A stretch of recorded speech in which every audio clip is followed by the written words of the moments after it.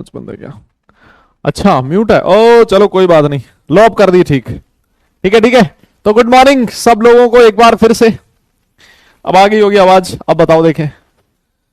हाँ जी, तो हम लोग बेटा आज लेक्चर नंबर 12 कर रहे हैं कोऑर्डिनेशन कंपाउंड्स का, और आज का जो अपना मेजर टॉपिक रहने वाला है वो रहने वाला है बॉन्डिंग इन मेटल कार्बोनाइल्स। अब ठीक है क्या, एक बार फटाफट से बता दो जरा। हाँ जी, अब तो सही है मेरे हिसाब से, अब कोई दिक्कत नहीं है ना? हम्म। बताओ बताओ बताओ, अब ठीक है क्या सब, जल्दी से।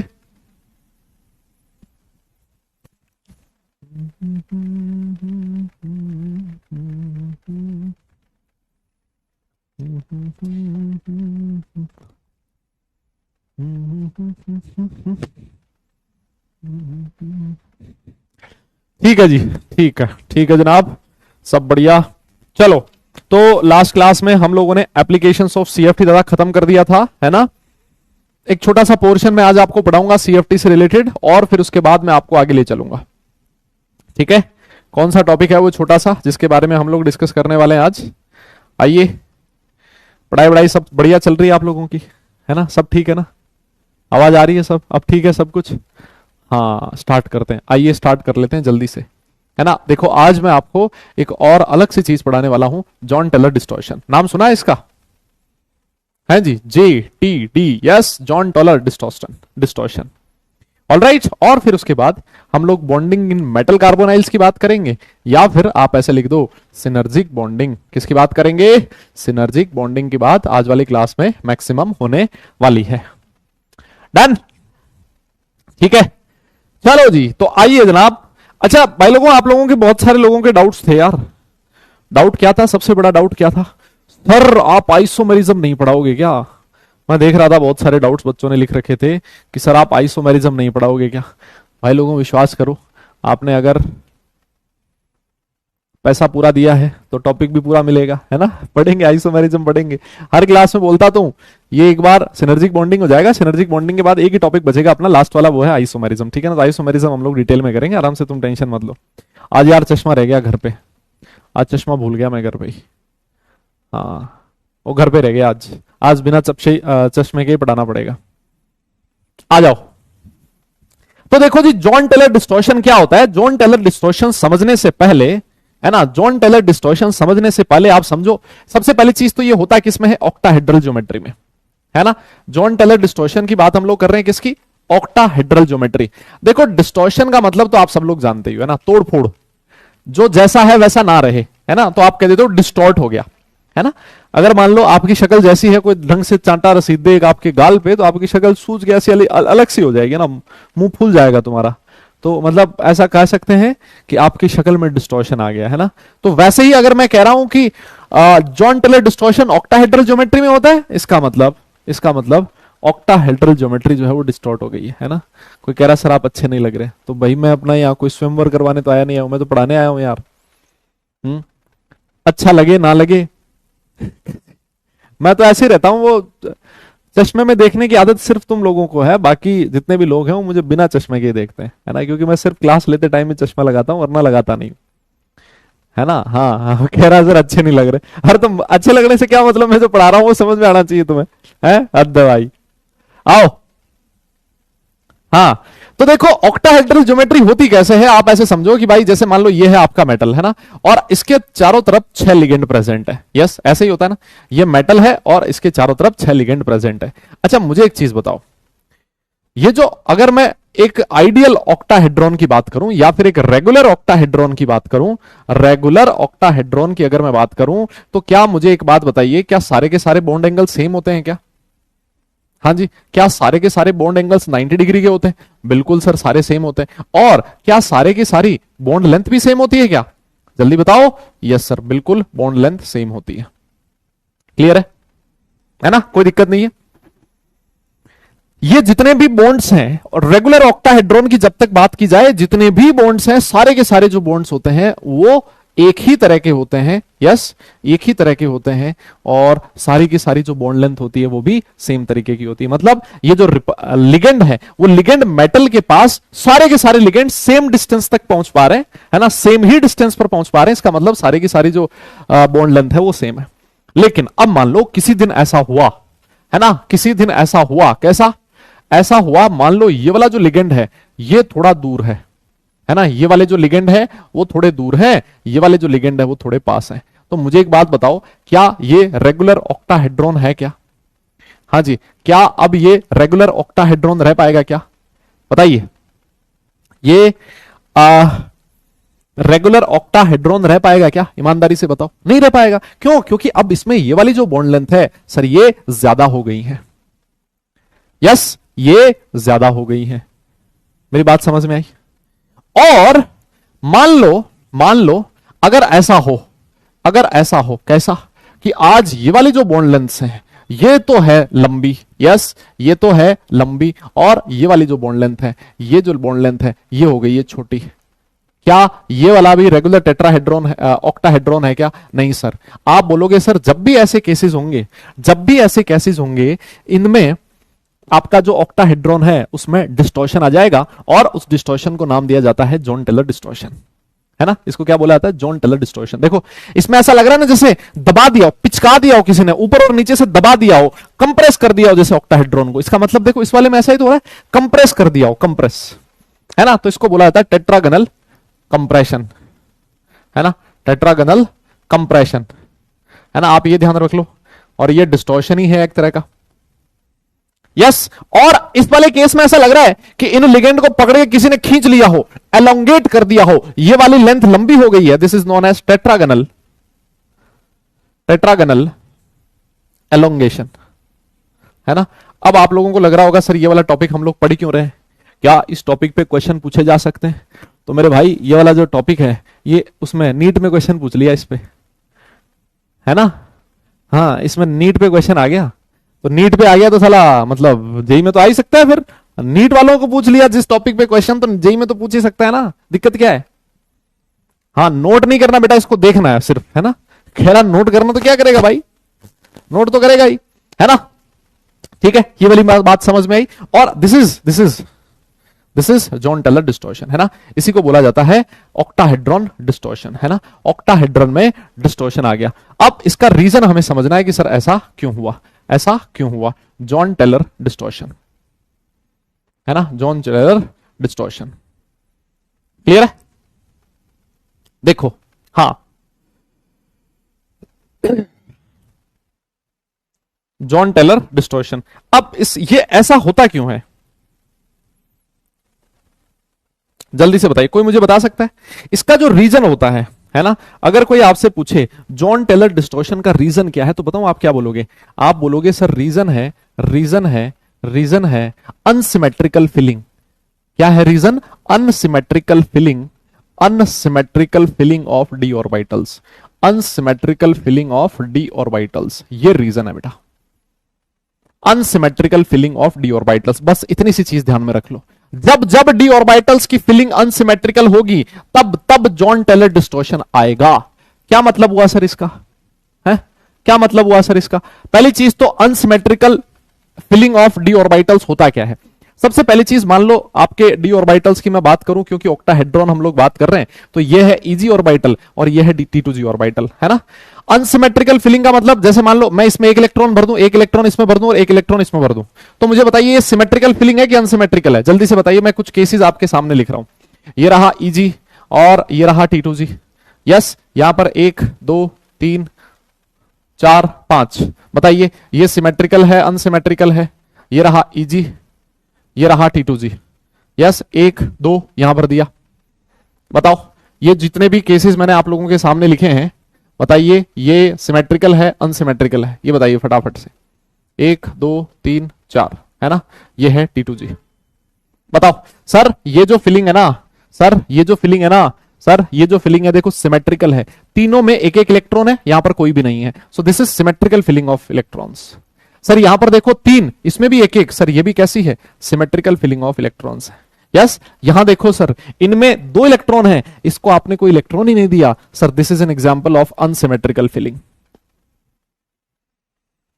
This is an example of unsymmetrical filling. यहां पर देखो आपने इन सब में तो, इनमें तो 2 इलेक्ट्रॉन है, एक एक इलेक्ट्रॉन है, इसमें 1 इलेक्ट्रॉन, इसमें 2 है, तो सर ये भी किसका एग्जांपल है? अनसिमेट्रिकल फिलिंग का एग्जांपल है। मेरी बात समझ में आ रही है क्या? बोलो बोलो। और सेम चीज मान लो ऐसे लिख देते हैं, ये रहा T2G और ये है आपका Eg और T2G, यहां पर 1 2 3 और यहां पर एक इलेक्ट्रॉन प्रेजेंट है। यस, अब समझना आप लोग अच्छे से, अब समझना आप लोग अच्छे से, है ना। ये भी किसका एग्जाम्पल है दादा? अनसिमेट्रिकल फिलिंग का एग्जाम्पल है। एक बहुत ही आसान सा एग्जाम्पल देखिए मैं आपको समझाता हूं। आप सोच के देखो, जब मैं ऑक्टाहेड्रॉन लिगेंड ज्योमेट्री की बात करता हूं तो जो लिगेंड है, लिगेंड जो है वो अलोंग द एक्सिस आ रहा है, मानते हो इस बात को? लिगेंड जो है दादा उसकी डायरेक्शन क्या है? Along the axis. लिगेंड कहां से आ रहा है? अलोंग द एक्सिस आ रहा है। अब यहां पर T2G ऑर्बिटल जो है वो अनसिमेट्रिकली फिल्ड है। T2G ऑर्बिटल जो है वो अनसिमेट्रिकली फिल्ड है, मतलब एक ऑर्बिटल ऐसा है जिसमें तो इलेक्ट्रॉन है और एक ऑर्बिटल ऐसा है जिसमें इलेक्ट्रॉन नहीं है। अब मुझे एक बात बताओ, ये जो लिगेंड का रिपल्शन होगा, क्या ये दोनों ऑर्बिटल्स के साथ सेम होगा? क्या Eg के जो दोनों ऑर्बिटल है dz² और dx²y², इन दोनों के साथ सेम होगा क्या? जल्दी से बताइए। क्या दोनों के साथ सेम होगा क्या रिपल्शन? जल्दी बोलो, जल्दी बोलो। क्या दोनों के साथ रिपल्शन सेम रहेगा क्या? क्या दोनों के साथ रिपल्शन सेम रहेगा क्या? बोलिए। नहीं ना, रिपल्शन सेम कैसे रह सकता है? अरे बताओ भाई, एक को तो ज्यादा रिपेल करेगा, जो लिगेंड होगा वो एक ऑर्बिटल से ज्यादा रिपल्शन फील करेगा, और दूसरे ऑर्बिटल में कोई इलेक्ट्रॉन ही नहीं है तो उस ऑर्बिटल से कम रिपल्शन फील करेगा। मैं सही कह रहा हूं क्या? एक ऑर्बिटल से ज्यादा रिपल्शन फील करेगा और जो दूसरा लिगेंड है वो दूसरे ऑर्बिटल से कम रिपल्शन फील करेगा, क्योंकि इसमें कोई इलेक्ट्रॉन ही नहीं है। ये वाला जो ऑर्बिटल होगा वो लिगेंड को ज्यादा रिपेल करेगा। इसका मतलब सर, अब जो सारे के सारे लिगेंड हैं वो मेटल के बराबर डिस्टेंस तक नहीं पहुंच पाएंगे। क्यों? क्योंकि कुछ लिगेंड तो ज्यादा रिपल्शन फील कर रहे हैं तो मेटल से थोड़े दूर हैं, और कुछ लिगेंड ऐसे हैं जो मेटल से कम रिपल्शन फील कर रहे हैं तो वो मेटल के पास है। तो सर अब जो बॉन्ड लेंथ है वो तो सेम नहीं रह पाएगी, सारी जो बॉन्ड लेंथ है वो अलग अलग हो जाएगी। मेरी बात तुम्हें समझ में आई क्या?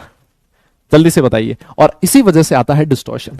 जब रेगुलर है ज्योमेट्री, देखो यहां पर या फिर इस वाले केस में देख लो, Eg के दोनों ऑर्बिटल में इलेक्ट्रॉन है, तो जो भी लिगेंड आएगा वो दोनों ऑर्बिटल से सेम तरह का रिपल्शन फील करेगा। मेरी बात समझ में आ रही? तो जब सेम रिपल्शन फील करेगा तो मेटल से सेम डिस्टेंस पे प्रेजेंट होंगे सारे के सारे लिगेंड, और ऐसा होने से जितनी भी बॉन्ड लेंथ है सारी की सारी बॉन्ड लेंथ सेम हो जाएगी। यस, क्लियर हुआ क्या? तो रिपल्शन का रीजन समझ में आया क्या? ये डिस्टॉर्शन हुआ क्यों, क्या इसका रीजन समझ में आया क्या? एक बार फटाफट से आप मुझे थम्स अप करके बताओ, डन लिखे बताओ कि क्या आपको ये रीजन समझ में आया कि हुआ क्यों है। यस, बोलिए बोलिए। क्या आपको ये रीजन समझ में आया सब लोगों को कि सर ये डिस्टॉर्शन का कारण क्या है?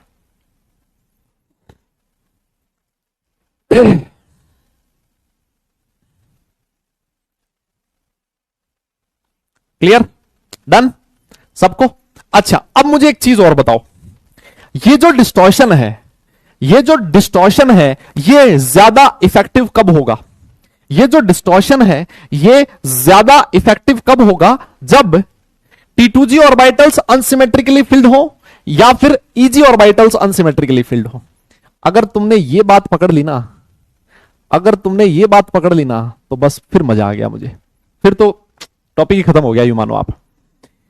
ये डिस्टॉर्शन ज्यादा कब होगा, इस डिस्टॉर्शन का मैग्नीट्यूड ज्यादा कब होगा? जब T2G ऑर्बिटल अनसिमेट्रिकली फिल्ड हो या फिर Eg ऑर्बिटल्स अनसिमेट्रिकली फिल्ड हो।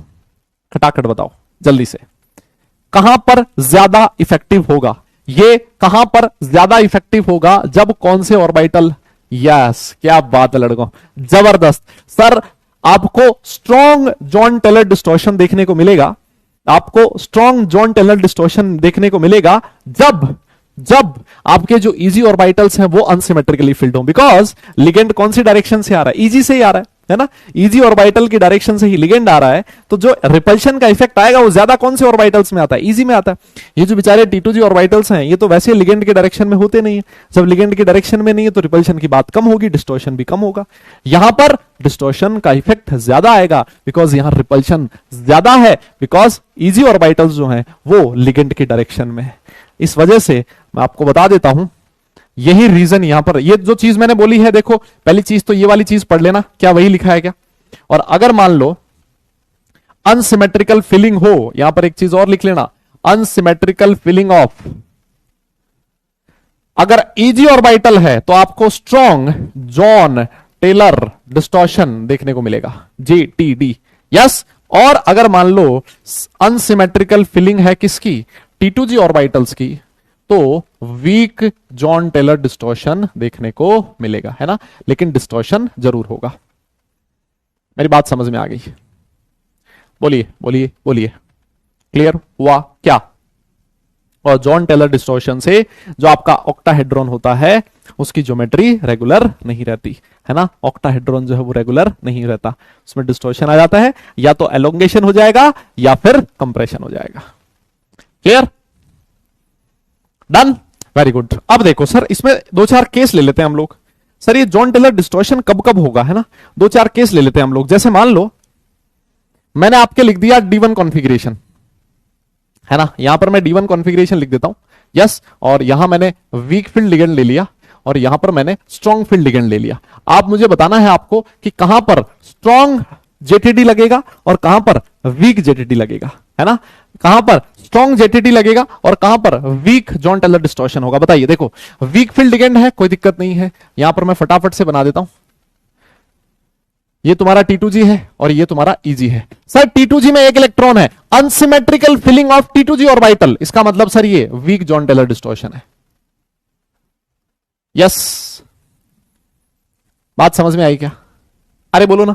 यहां पर देखो, ये रहा सर EG ऑर्बिटल और सर ये रहा T2G ऑर्बिटल। सर यहां पर भी देखो ना, T2G में एक इलेक्ट्रॉन है।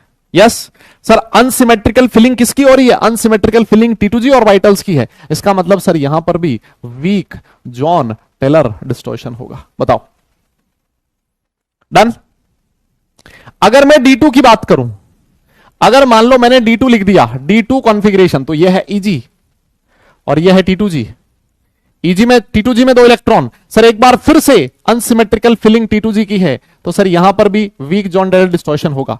आइए इधर बात कर लेते हैं। This is your EG, this is your T2G। तो यहां पर भी अनसिमेट्रिकल फिलिंग T2G की है, तो सर ये भी कैसा होगा? वीक जॉन टेलर डिस्टॉर्शन होगा। Yes, clear? आ जाओ D3 कॉन्फ़िगरेशन, है ना, D3 कॉन्फ़िगरेशन। बताइए, वीक फील्ड लिगेंड है, जल्दी से, वीक फील्ड लिगेंड है, 1 2 3। सर अब की बार तो सिमेट्रिकल फिलिंग है, सिमेट्रिकल फिलिंग है तो नो जॉन टेलर डिस्टॉर्शन, कोई जॉन टेलर डिस्टॉर्शन नहीं होगा। यस। और सर यहां पर भी देख लो, इधर भी कोई non Teller distortion, Jahn Teller distortion नहीं होगा, क्योंकि अभी तक EG में इलेक्ट्रॉन गया ही नहीं है। नो डिस्टॉर्शन, है ना, नो जॉन टेलर डिस्टॉर्शन। मेरी बात तुम्हें समझ में आ गई है शायद, है ना, नोट कर लिया हो तो डन लिख देना। आगे चलते हैं फिर। नोट कर लिया हो तो डन लिखना बेटा, फिर उसके बाद आगे चलेंगे।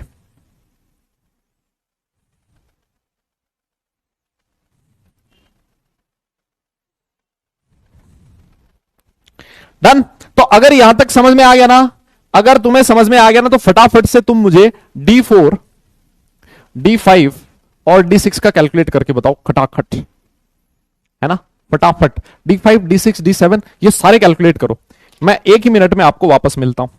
ये सारे कैलकुलेट करो, मैं एक मिनट में वापस मिलता हूं आपको। सब कैलकुलेट करो, D7 8 9 10 जितना तक हो पाए, फटाफट।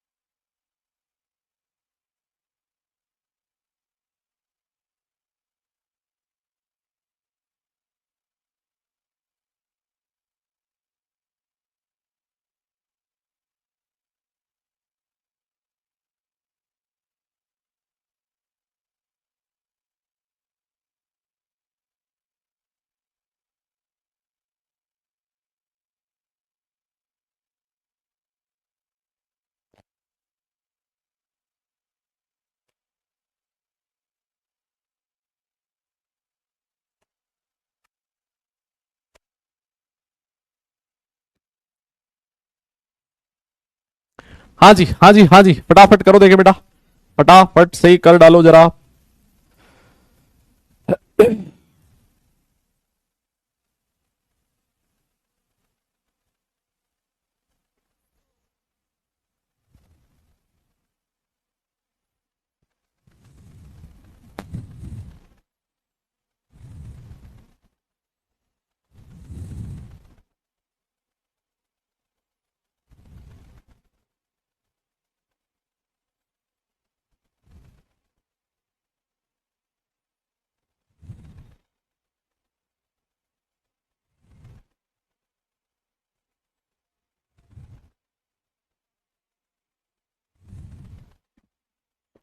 हो गया क्या? डन? सारे कर लिए? पक्का? सारे बताओ देखें। सर D4 में देखो, यहां पर वीक फील्ड है, वहां पर स्ट्रॉन्ग फील्ड है ना, यहां पर WFL है और वहां पर SFL है, ठीक है ना। तो सर यहां देखो, यह है EG और यह है सर T2G। सर 4 इलेक्ट्रॉन है, 1 2 3 और एक 4। सर यहां देखो, unsymmetrical filling of EG orbitals, unsymmetrical filling of unsymmetrical filling of EG orbitals. इसका मतलब सर यहां पर स्ट्रॉन्ग JTD लगेगा, है ना, स्ट्रॉन्ग JTD लगेगा। और अगर मान लो यहीं पर SFL होता, यस SFL होता, तो EG और ये होता T2G। बोलो, 4 इलेक्ट्रॉन है तो 1 2 3 और 4। सर यहां क्या लगता? वीक जॉन टेलर डिस्टॉर्शन लगेगा, है ना। ये सारे केसेस में फटाफट से लिख देता हूं, है ना। तो अब तो मेरे हिसाब से किसी को कोई दिक्कत नहीं है ना? अरे बोलो ना यार, अब तो दिक्कत नहीं आएगी ना। T2G में 5 इलेक्ट्रॉन, ये टोटल 5 इलेक्ट्रॉन है, तो सर यहां तो सिमेट्रिकल फिलिंग है, सिमेट्रिकल फिलिंग है तो नो JTD, यस, कोई JTD नहीं लगेगा। हाँ, नेक्स्ट वाले में आओ बेटा। ये सारे केसेस इंपॉर्टेंट है, क्योंकि जो मैं आपको बोल रहा हूं ना, उधर नीट में जो क्वेश्चन पूछा था वो यही पूछा था कि बताइए इनमें से किसमें जॉन टेलर डिस्टॉर्शन ऑब्जर्व होगा, है ना। एग्जाम्पल दे दिए। अब एग्जाम्पल देने के बाद आपको पता करना था कि कॉन्फ़िगरेशन क्या है और लिगेंड कैसा है। वीक फील्ड लिगेंड है तो अलग केस आएगा, स्ट्रॉन्ग फील्ड लिगेंड है तो अलग केस आएगा, ठीक है ना। इसमें आ जाओ D6, ये हो गया EG और सर ये है T2G। 6 इलेक्ट्रॉन है सर, 1 2 3 4 5 और सर एक ये रहा sir, unsymmetrical filling of T2G मतलब वीक JTD, ठीक है। और यहां पर आ जाओ D7 EG T2G।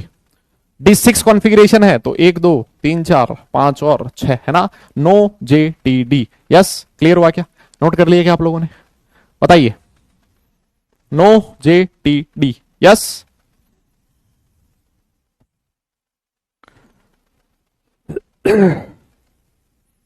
है ना। अगर D7 कॉन्फ़िगरेशन हुआ, D7 हुआ तो यहां पर है कौन सा? WFL। D7 में देखो क्या होगा, D7 में क्या होगा सर? 7 इलेक्ट्रॉन फिल करने हैं, तो सर देखो 1 2 3 4 5 6 और 7। सर यहां अनसिमेट्रिकल फिलिंग T2G की है, इसका मतलब वीक JTD लगेगा। डन। और यहां पर भी देख लो, EG और यह है T2G, ठीक है। तो सर देखो यहां पर 7 में 1 2 3 4 5 6 और 7, नहीं 7 ही है ना, हाँ ये रहा 7। अब की बार अनसिमेट्रिकल फिलिंग है किसकी? EG ऑर्बिटल्स की। इसका मतलब सर यहां पर स्ट्रॉन्ग JTD लगेगा। डन। अगर मान लो D8 कॉन्फ़िगरेशन होता और वीक होता, तो देखो मैं फटाफट लिख देता हूं। D8 होता ना अगर, तो ये सिमेट्रिकल होते, ये भी सिमेट्रिकल, 6 और 2 8 सिमेट्रिकल होते, तो यहां पर कोई JTD नहीं लगता, है ना। और यहां अगर 8 होते तो देखो 6 7 और 8, यहां पर भी सिमेट्रिकल फिलिंग T2G की होती, सिमेट्रिकल फिलिंग EG की होती, तो कोई JTD नहीं लगता। मेरी बात समझ में आ रही है शायद आपको, है ना। यहां पर देख लो, अगर मान लो D9 होता तो यह है 7, 8वां यहां आता, 9वां यहां आता, अनसिमेट्रिकल फिलिंग होती तो स्ट्रॉन्ग JTD। यहां पर D9 देख लेते हैं, 6 7 8 9 अनसिमेट्रिकल फिलिंग आ जाती, अनसिमेट्रिकल फिलिंग EG की, तो सर स्ट्रॉन्ग JTD लगता। बताइए। और अगर मान लो D10 कॉन्फ़िगरेशन होता तो ये भी सिमेट्रिकल होता, है ना, और सर ये भी सिमेट्रिकल होता, तो यहां कोई JTD नहीं लगता। मेरे हिसाब से अगर क्वेश्चन इस तरह का आता है तो आप लोग उसको बड़े आराम से सॉल्व कर सकते हो। यस, आप लोग उसको बड़े आराम से सॉल्व कर सकते हो। बताइए। डन? क्लियर हो गया क्या?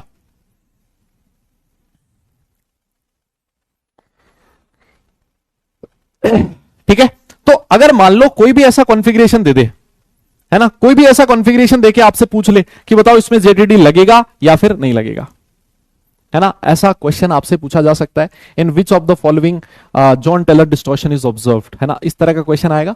फटाफट से सबसे पहले आप देखोगे उसका कॉन्फ़िगरेशन देख के फिर देखोगे कि लिगेंड कौन सा है और लिगेंड के अकॉर्डिंग आप लोग चेक कर लोगे, है ना।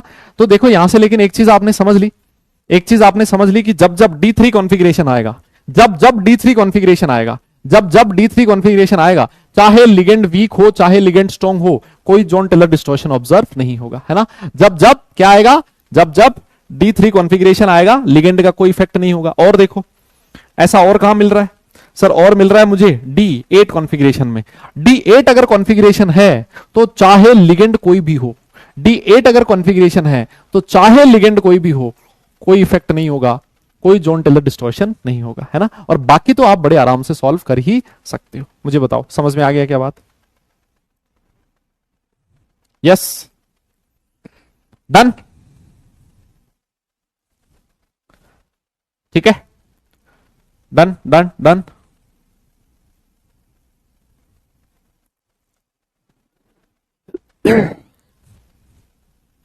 आगे बढ़े,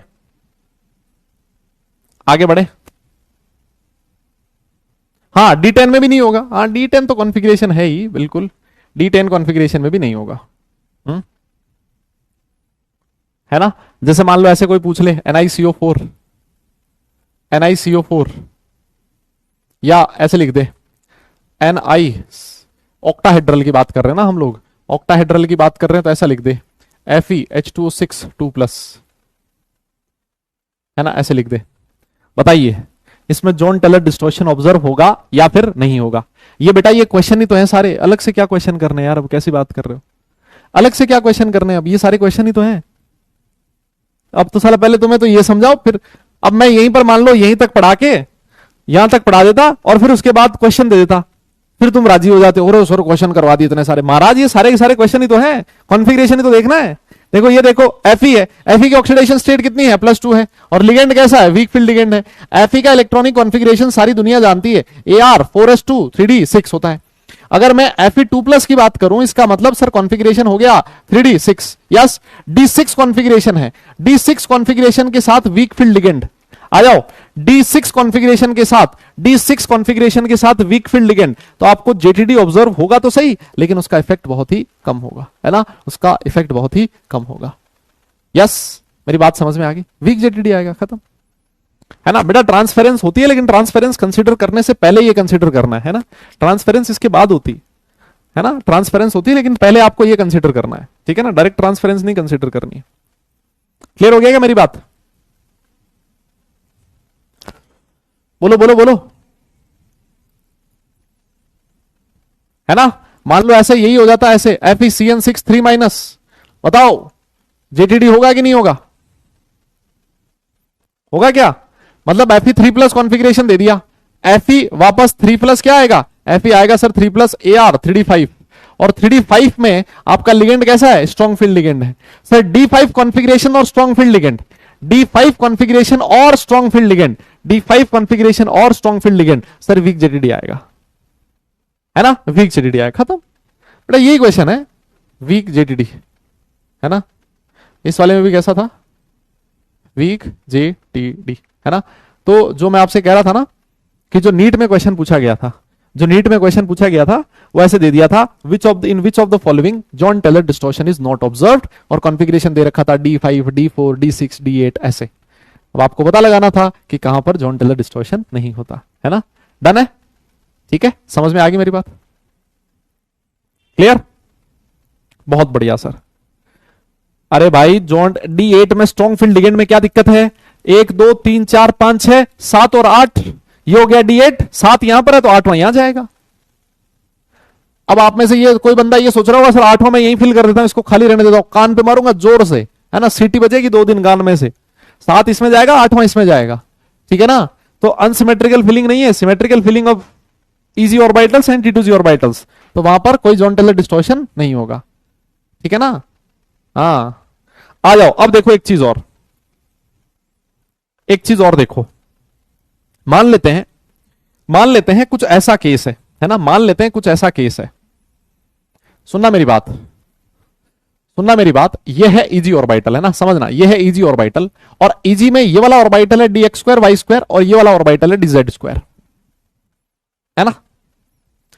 एक दूसरा केस मैं ऐसे ले लेता हूं, है ना, ये क्योंकि हम लोग इजी की बात कर रहे हैं, क्योंकि जॉन टेलर डिस्टॉर्शन ज्यादा जो ऑब्जर्व होगा वो किस में होगा, इसी में होगा। तो मान लेते हैं ये है D x square Y square और डी है जेड स्क्वायर।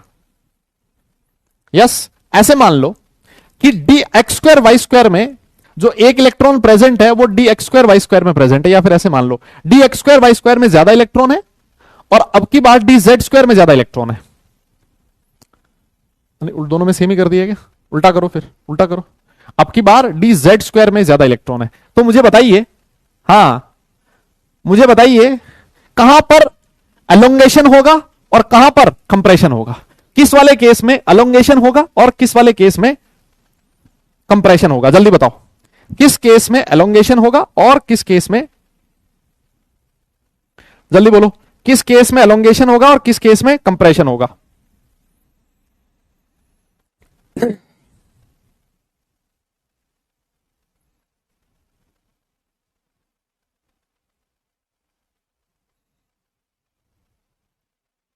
जल्दी बताइए।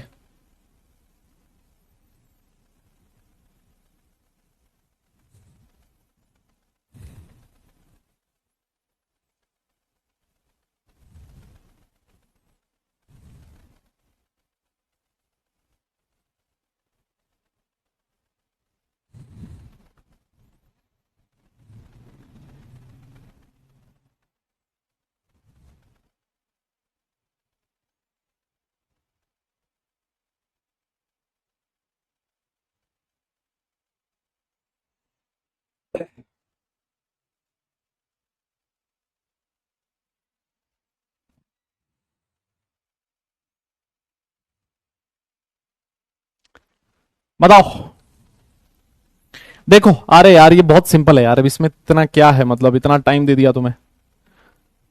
तुम एक बात बताओ, ज्यादा इलेक्ट्रॉन किस में प्रेजेंट है, D x square Y square में, मानते हो, d x square Y square में ज्यादा इलेक्ट्रॉन है, इसका मतलब रिपल्शन ज्यादा कौन से ऑर्बिटल पे लगेगा, x square Y square orbital पे ज्यादा रिपल्शन लगेगा।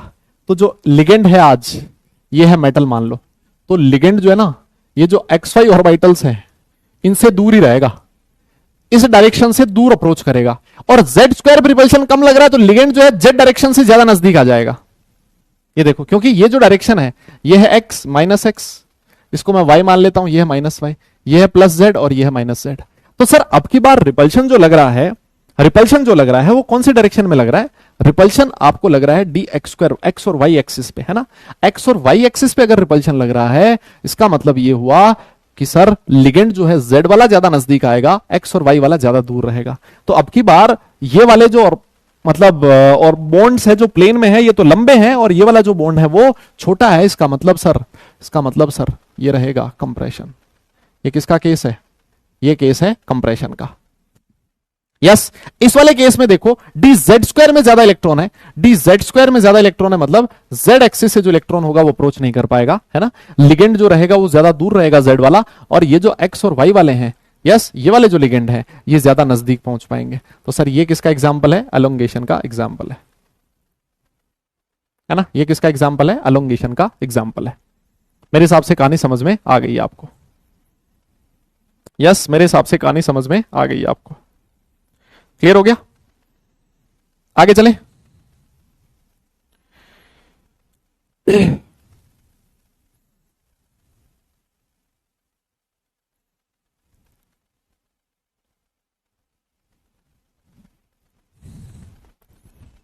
यस, तो इस केस में सही है क्या, डन डन डन, आगे चलें, आगे चलें क्या, अब आगे चलें क्या,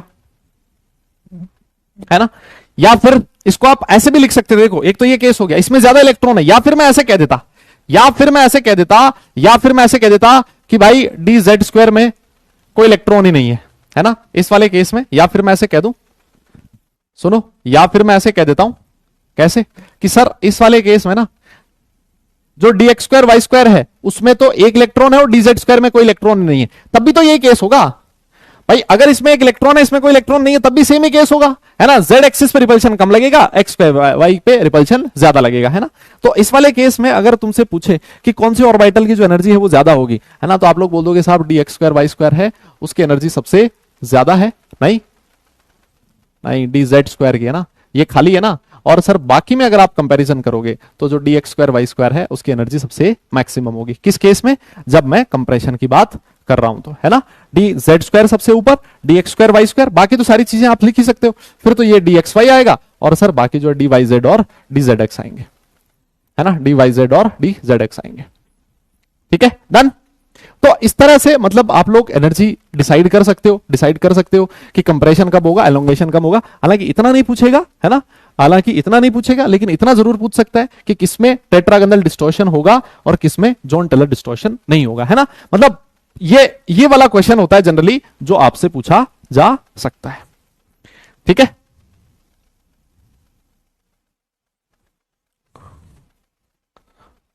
डन डन, आगे चले। ठीक है क्या?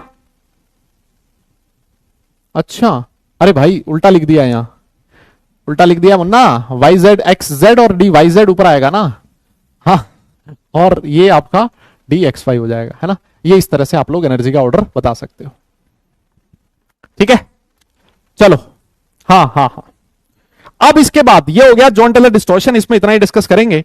हम लोग बात करने वाले हैं लिमिटेशंस ऑफ सीएफटी। अच्छा सर, सीएफटी की भी लिमिटेशन होती है क्या? बिल्कुल होती है। सीएफटी की भी लिमिटेशन होती है क्या? सर बिल्कुल होती है। लिमिटेशंस ऑफ सीएफटी, इसकी बात करेंगे।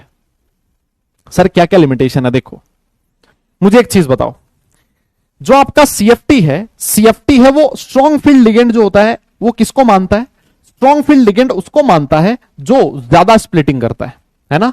मैं कह सकता हूं कि ऐसा स्ट्रॉन्ग फील्ड लिगेंड का मतलब हो गया जो ज्यादा स्प्लिटिंग करे, डेल्टा ज्यादा लगे। अच्छा, ज्यादा स्प्लिटिंग तब करेगा, सुनना मेरी बात,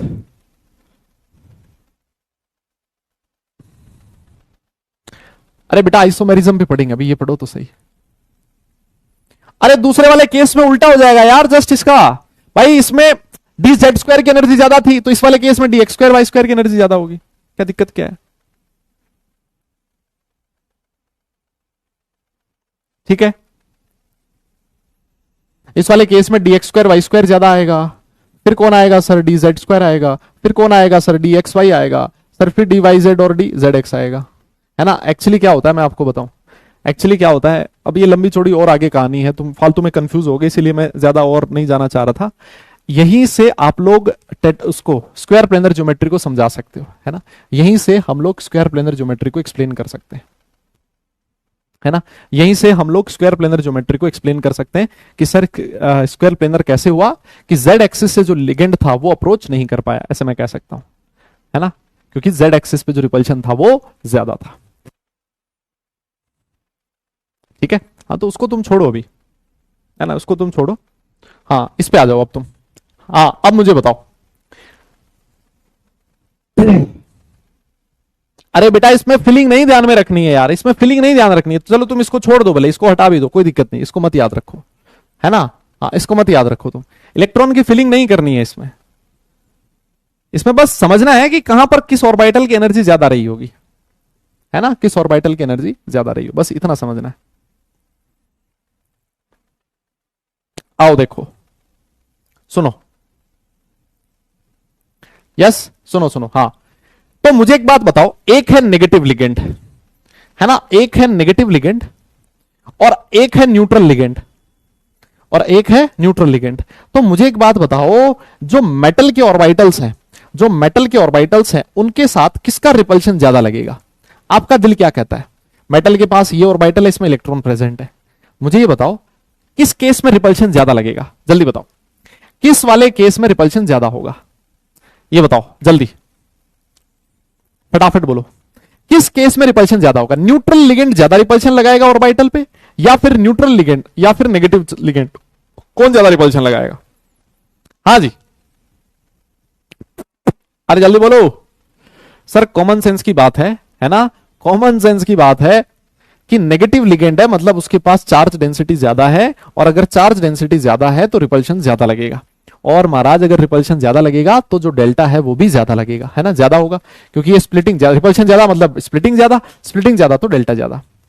तो सर मतलब ये होना चाहिए था कि जो नेगेटिव लिगेंड है वो ज्यादा स्प्लिटिंग कर रहे हैं, और नेगेटिव लिगेंड ज्यादा स्प्लिटिंग कर रहे हैं, तो जो नेगेटिव लिगेंड है वो स्ट्रॉन्ग फील्ड लिगेंड वाली कैटेगरी में आने चाहिए थे, और जो न्यूट्रल लिगेंड्स है वो कम स्प्लिटिंग कर रहे हैं, तो सर ये वीक फील्ड लिगेंड वाली कैटेगरी में आने चाहिए थे अकॉर्डिंग टू सीएफटी, अगर मैं कॉन्सेप्ट लगाऊं तो। लेकिन सर यहां तो बिल्कुल गड़बड़ है, बिल्कुल उल्टा है सर, यहां तो बिल्कुल ही उल्टा है।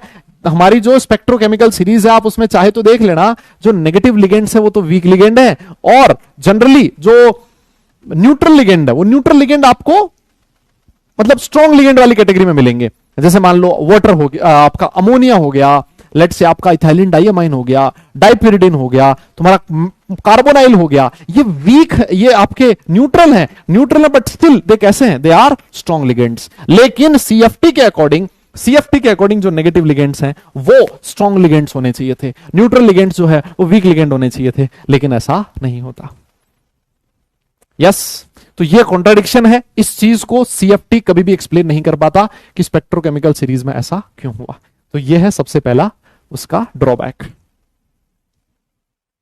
डन। और दूसरी चीज भाई होता क्या है, मेटल और लिगेंड के बीच हम लोग कहते हैं कि कोऑर्डिनेट बॉन्ड का फॉर्मेशन होता है। कौन सा बॉन्ड, कोऑर्डिनेट बॉन्ड। और जो कोऑर्डिनेट बॉन्ड होता है वो एक तरह का कोवेलेंट बॉन्ड ही कह सकता हूं मैं। यस, कोऑर्डिनेट बॉन्ड जो है वो क्या कह सकता हूं, एक तरह का कोवेलेंट बॉन्ड ही कह सकते हैं। लेकिन हमने बात करी थी कि जो सीएफटी है वो मेटल और लिगेंड के बीच कौन से इंटरेक्शन को कंसीडर करता है, वो सिर्फ और सिर्फ आयोनिक इंटरेक्शन को कंसीडर करता है। वो कोवेलेंट जो नेचर होता है मेटल और लिगेंड के बीच बॉन्ड का, उसको एक्सप्लेन नहीं कर पाता। सीएफटी जो है वो क्या है, एक सिर्फ और सिर्फ एक इलेक्ट्रोस्टैटिक मॉडल है which considers electrostatic force of attraction between ligand and metal. तो आप कभी भी इस सीएफटी की हेल्प से मेटल और लिगेंड के बीच जो बॉन्ड है उसकी कोवेलेंट नेचर को कभी भी एक्सप्लेन नहीं कर पाते। तो ये है उसका सेकंड लिमिटेशन, है ना। तो सर इसका मतलब इसके बाद भी हम लोगों को कुछ पढ़ना है क्या? हाँ, इसके बाद भी एक और थ्योरी आती है, लिगेंड फील्ड थ्योरी, एलएफटी, है ना। नेक्स्ट थ्योरी आती है एलएफटी, लिगेंड फील्ड थ्योरी, लेकिन वो हमारे औकात से बाहर की चीज है। अभी औकात मतलब औकात से बाहर तो नहीं बोलूंगा, लेकिन हमारे सिलेबस से बाहर की चीज अगर होती तो हम लोग पढ़ते, वो हमारे सिलेबस का पार्ट नहीं है। अगर कभी तुम्हें जीवन में, है ना, अगर तुम्हें कभी भी जीवन में आगे पढ़ने का मौका मिलेगा, और अगर तुम्हें कभी भी कोऑर्डिनेशन कंपाउंड्स पढ़ना हो, पोस्ट ग्रेजुएशन अगर मान लो आपने करना हो, तो फिर आप लोग एलएफटी के बारे में पढ़ोगे ना, लिगेंड फील्ड थ्योरी के बारे में पढ़ोगे, है ना। बीटेक में भी नहीं पढ़ोगे, हाँ बेटा, बीटेक में भी नहीं पढ़ोगे इसके बारे में, बीटेक में भी नहीं आता है ये सब कुछ, उसको तो पोस्ट ग्रेजुएशन में ही पढ़ा जाता है, ठीक है ना। वो बीटेक में भी नहीं आता, वो कहां आएगा, सिर्फ और सिर्फ पोस्ट ग्रेजुएशन में आएगा, ठीक है। चलिए सनाब, तो अब इसी के साथ आगे बढ़ते हैं और अगले टॉपिक की बात करते हैं जिसका नाम है सिनर्जिक बॉन्डिंग। क्या नाम है? Synergic bonding. बहुत ही आसान सा टॉपिक है ना, बहुत सिंपल सा टॉपिक है।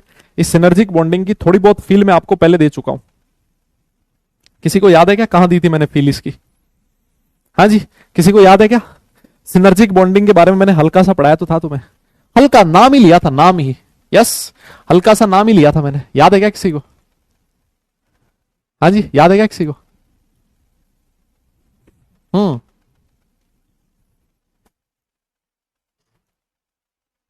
हाँ, आगे चलते हैं। सर क्या है सिनर्जिक बॉन्डिंग? देखो बहुत ही सिंपल से शब्दों में अगर मैं आपको समझाऊं ना, अगर मैं बहुत ही सिंपल से शब्दों में समझाऊं तो देखो, अभी तक हम लोग जो लिगेंड की बात करते हैं, नॉर्मल लिगेंड क्या करता है, यहां पर है मेटल, है ना, और मेटल के पास प्रेजेंट है कौन सा, वैकेंट ऑर्बिटल। लेट से ये मेटल का वैकेंट ऑर्बिटल है, ये है लिगेंड, और लिगेंड के पास क्या प्रेजेंट है सर, एक फील्ड ऑर्बिटल है। लिगेंड के पास क्या प्रेजेंट है, एक फील्ड ऑर्बिटल। तो ये जो लिगेंड का फील्ड ऑर्बिटल है, ये इस मेटल के वैकेंट ऑर्बिटल में अपने इलेक्ट्रॉन पेयर दे देता है ना, इसके पास एक इलेक्ट्रॉन पेयर है, ये लिगेंड का फील्ड ऑर्बिटल है ना। और ऐसा करने से दोनों के बीच एक सिग्मा बॉन्ड बन जाता है, अपने सिग्मा इलेक्ट्रॉन की डेंसिटी इसको दे रहा है। ये नॉर्मल वाले लिगेंड ये काम करते हैं, है ना, जो हमारे क्लासिकल लिगेंड्स हुआ करते थे वो ये काम करते हैं। लेकिन अब सोच के देखो, अगर मान लो ऐसा हो जाए, लिगेंड कहता है कि मेरे पास एक वैकेंट ऑर्बिटल है। क्या कहता है लिगेंड कहता है कि मेरे पास एक वैकेंट ऑर्बिटल है, और वहीं पर मेटल कहता है कि मेरे पास एक फील्ड ऑर्बिटल भी है ना। मेटल कहता है कि मेरे पास एक फील्ड डी ऑर्बिटल प्रेजेंट है, तो बस मिलन हो जाएगा दोनों का। इसको इलेक्ट्रॉन चाहिए, इस और इसके पास इलेक्ट्रॉन है, तो ये वाले जो ऑर्बिटल्स हैं इनकी आपस में ओवरलैपिंग हो जाती है, और इस ओवरलैपिंग से एक एक्स्ट्रा बॉन्ड का फॉर्मेशन हो जाता है ना। वो एक्स्ट्रा बॉन्ड जो होगा ऑब्वियस है वो पाई बॉन्ड की तरह बिहेव करेगा। इस तरह की जो बॉन्डिंग है, इस तरह की जो बॉन्डिंग है, इसको आप बोलते हो सिनर्जिक बॉन्डिंग। इस तरह की जो बॉन्डिंग है इसको क्या बोला जाता है दादा? Synergic bonding. This is known as synergic bonding, जहां पर लिगेंड दे तो रहा है साथ साथ वापस ले भी रहा है, इलेक्ट्रॉन दे तो रहा है मेटल को लेकिन साथ साथ वापस ले भी रहा है।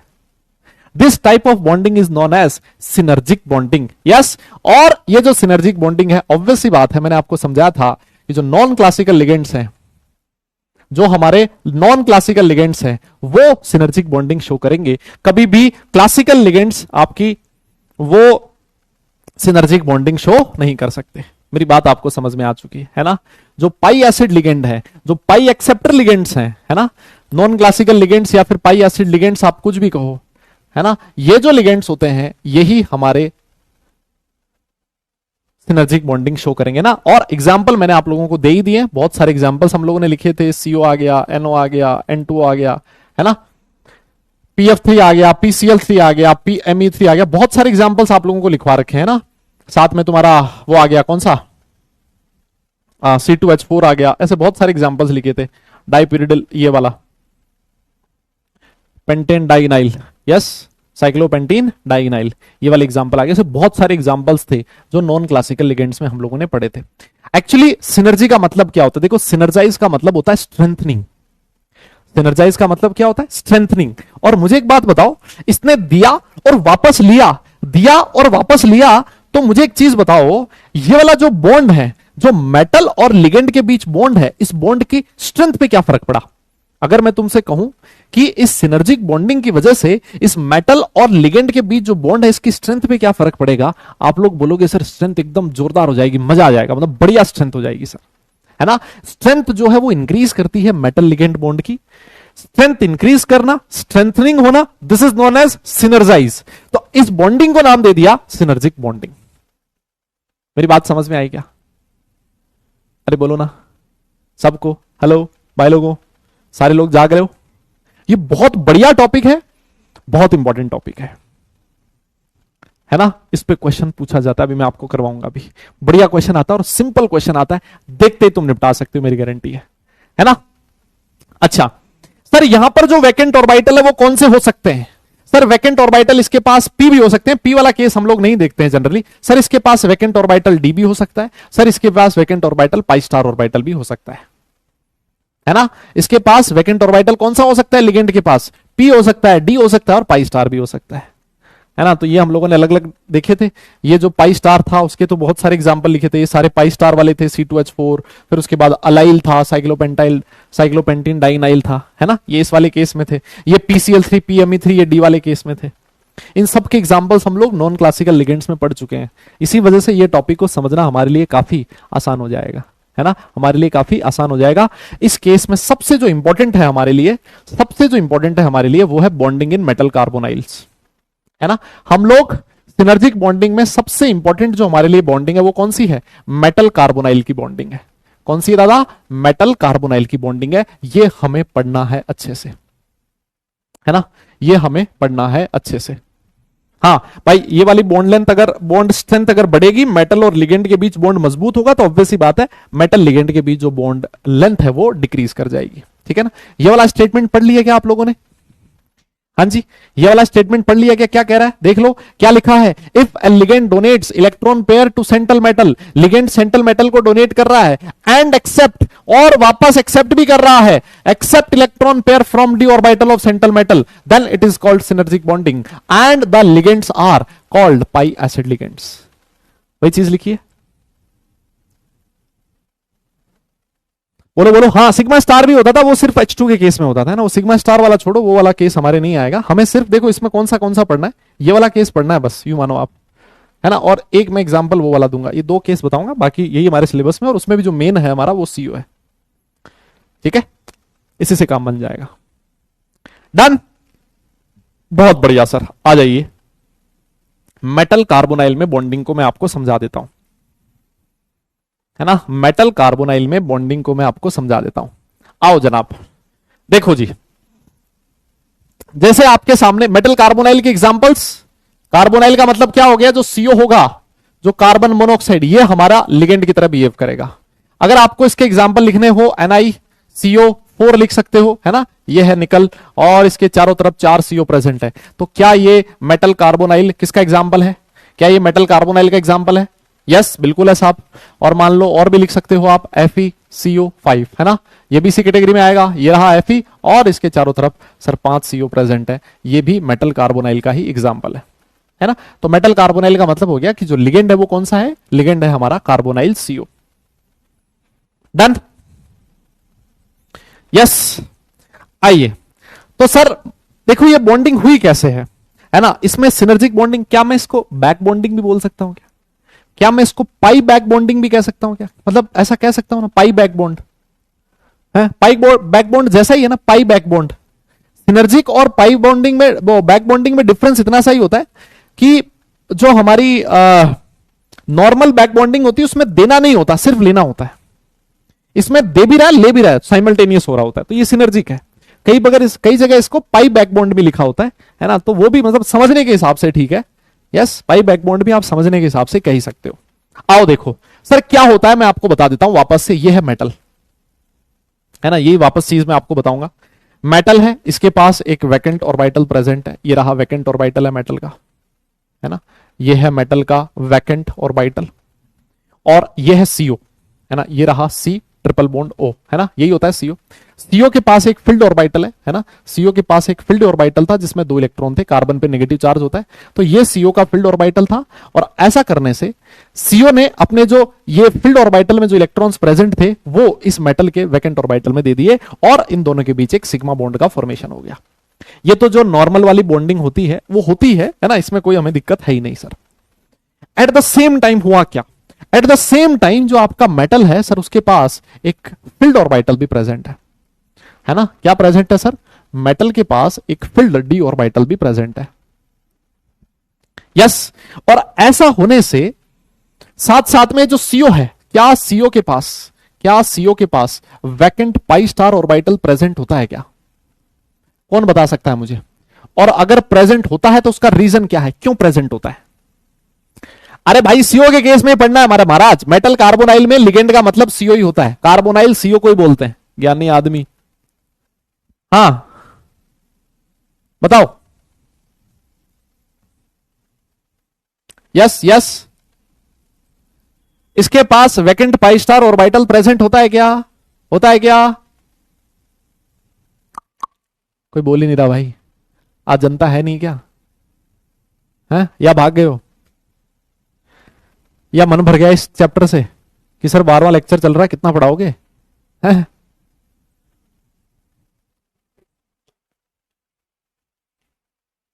MOT, यस बिल्कुल सही बात है, मैं वापस बनाऊंगा नहीं। CO जो होता है उसके पास टोटल 14 इलेक्ट्रॉन होते हैं और 14 इलेक्ट्रॉन में आप लोग मॉलिक्यूलर ऑर्बिटल थ्योरी के अकॉर्डिंग आप लोग डायग्राम बना लेना, है ना, मॉलिक्यूलर ऑर्बिटल थ्योरी के अकॉर्डिंग आप इसका डायग्राम बना लेना, आपको वैकेंट पाई स्टार ऑर्बिटल मिल जाएगा, है ना। विश्वास ना हो तो, और विश्वास है तो मान लो मेरी बात। तो सर होता क्या है, ऐसा करने से ये जो ऑर्बिटल्स हैं इनकी आपस में वापस ओवरलैपिंग हो जाती है और इसी को आप लोग नाम देते हो सिनर्जिक बॉन्डिंग, है ना, इसी को नाम देते हो आप लोग सिनर्जिक बॉन्डिंग, इसी को नाम देते हो आप लोग सिनर्जिक बॉन्डिंग, ठीक है, इसी को नाम देते हो आप लोग सिनर्जिक बॉन्डिंग, ठीक है। ऑल राइट, अब देखो ये सिनर्जिक बॉन्डिंग ना इन मेटल और कार्बन दोनों के लिए विन विन सिचुएशन है, दोनों को मजा आ जाता है इसमें। मतलब अगर दोनों को मजा आ जाए तो फिर तो भैया कहना ही क्या, है ना। अगर वापस सुनो क्या कह रहा हूं, इस सिनर्जिक बॉन्डिंग में होता क्या है, दोनों को मजा आ जाता है। सर कैसे आ जाता है दोनों को मजा? मतलब अपने अपने हाल में खुश रहते हैं। बताऊं कैसे? इस लिगेंड ने मेटल को इलेक्ट्रॉन दिए, सोचना, इस लिगेंड ने मेटल को इलेक्ट्रॉन दिए, जैसे इलेक्ट्रॉन दिए मेटल खुश हो गया, मेटल पे नेगेटिव चार्ज की डेंसिटी बढ़ गई, बढ़ गई। तो जैसे ही मेटल पे नेगेटिव चार्ज की डेंसिटी बढ़ी, इस मेटल का इसको वैकेंट ऑर्बिटल में इलेक्ट्रॉन देने की टेंडेंसी बढ़ गई। मेरी बात समझ में आ रही है? जैसे ही इस पे नेगेटिव चार्ज आया, मेटल अब खुश होके भर भर के एकदम दिल खुश हो गया इसका, और अब ये इसके वैकेंट ऑर्बिटल में इलेक्ट्रॉन देगा। ठीक, अब जैसे इसके वैकेंट ऑर्बिटल में इलेक्ट्रॉन आए, इस कार्बन पे नेगेटिव चार्ज बढ़ गया, अब कार्बन खुश हो गया, ओ भाई दिल खोल के इसके वैकेंट ऑर्बिटल में वापस इलेक्ट्रॉन देगा। मतलब यही कहानी चलती रहती है ना, दोनों मतलब खुश रहते हैं, है ना, दोनों को तृप्ति मिल जाती है, बस मजा आ जाता है दोनों को, और क्या चाहिए, है ना। तो इसी वजह से ये जो वैकेंट और ये जो सिनर्जिक बॉन्डिंग है, ये मेटल के लिए और कार्बन के लिए, दोनों के लिए ही विन विन सिचुएशन है, दोनों ही खुश हो जाते हैं, है ना, दोनों को ही मजा आ जाता है। और इसी वजह से कहा जाता है कि ये जो बॉन्ड है ये स्ट्रेंथनिंग हो जाता है, सिनर्जाइज हो जाता है। मेरी बात समझ में आई? Yes, very good. अब मुझे एक चीज बताओ, मुझे एक चीज बताओ, क्या मैं ऐसा कह सकता हूं, सुनना मेरी बात अच्छे से, अब जो इंपॉर्टेंट चीज है वो यहीं से स्टार्ट होती है। जहां तक जो चीज मैंने समझाई है, देखो वो यहां पर लिखी हुई है, आप चाहो तो देख सकते हो। लिखता है कि the metal carbon sigma bond कैसे बनता है, formation of donation of lone pair of carbonyl carbon into vacant orbital of metal, है ना, उससे सिग्मा बॉन्ड बनता है, ये हम लोगों ने बात करी ली। फिर कहता है पाई बॉन्ड कैसे बनेगा, पाई बॉन्ड बनता है formed by donation of electron pair from A field orbital of metal into vacant anti bonding orbital of CO, है ना। तो मतलब वो दोनों चीज मैं आपको बता चुका हूं, पहले ही समझा चुका हूं। मेरा क्वेश्चन आपसे ये है, पहली चीज, इस सिनर्जिक बॉन्डिंग की वजह से इस मेटल और कार्बन की स्ट्रेंथ पे क्या फर्क पड़ा? मेरा आपसे पहला क्वेश्चन ये है, इस सिनर्जिक बॉन्डिंग की वजह से इस मेटल और कार्बन की स्ट्रेंथ पे क्या फर्क पड़ा? तो आप लोग ये बोलोगे कि सर ये मेटल कार्बन बॉन्ड जो है वो स्ट्रॉन्ग हो जाएगा। स्ट्रॉन्ग हो जाएगा इसका मतलब ये है सर मेटल कार्बन बॉन्ड का बॉन्ड ऑर्डर बढ़ जाएगा। यस, बॉन्ड ऑर्डर बढ़ेगा तो बॉन्ड लेंथ डिक्रीज कर जाएगी। क्या इसमें किसी को दिक्कत है? हेलो हेलो हेलो, यस भाई लोगों, इसमें तो कोई दिक्कत नहीं है। अब मेरा जो अगला क्वेश्चन है आपसे वो ये है, मेटल कार्बन बॉन्ड की बॉन्ड लेंथ तो कम हो गई, बॉन्ड ऑर्डर बढ़ गया, बॉन्ड स्ट्रेंथ हो गया, मुझे बताओ कार्बन ऑक्सीजन बॉन्ड के बॉन्ड ऑर्डर पे क्या फर्क पड़ेगा? जल्दी बताओ, ये कौन बताएगा? कार्बन ऑक्सीजन बॉन्ड ऑर्डर पे क्या फर्क पड़ेगा? जल्दी बोल दो, कार्बन ऑक्सीजन बॉन्ड के बॉन्ड ऑर्डर पे क्या फर्क पड़ेगा? फटाफट, कार्बन ऑक्सीजन बॉन्ड के बॉन्ड ऑर्डर पे क्या फर्क पड़ेगा?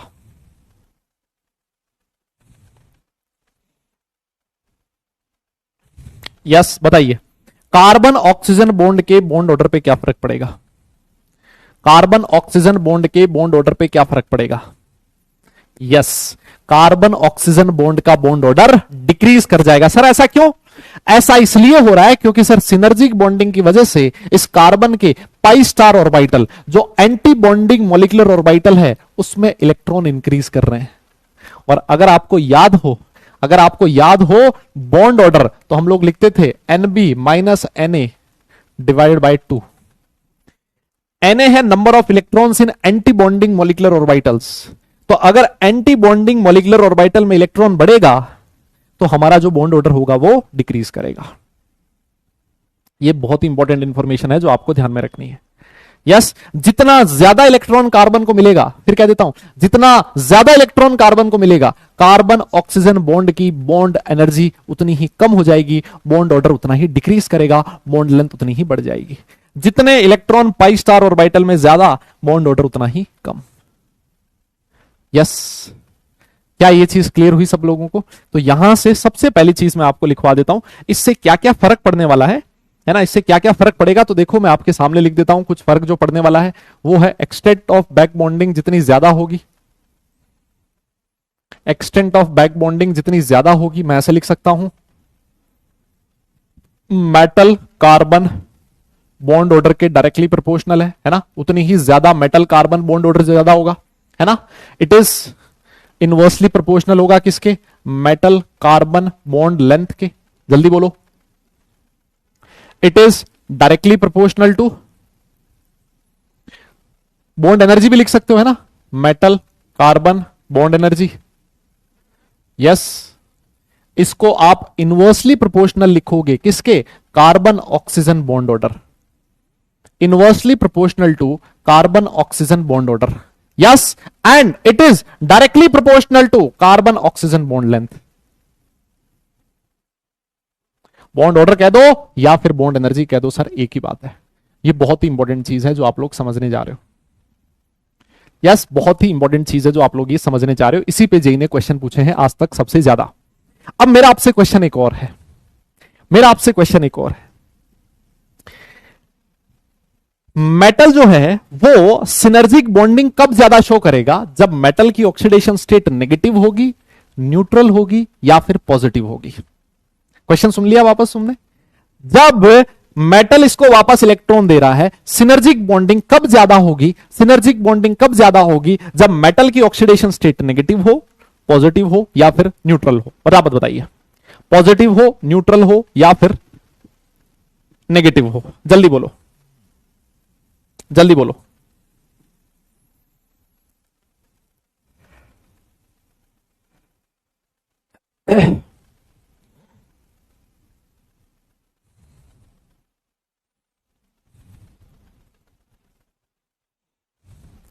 बोलिए बोलिए बोलिए, कब हो?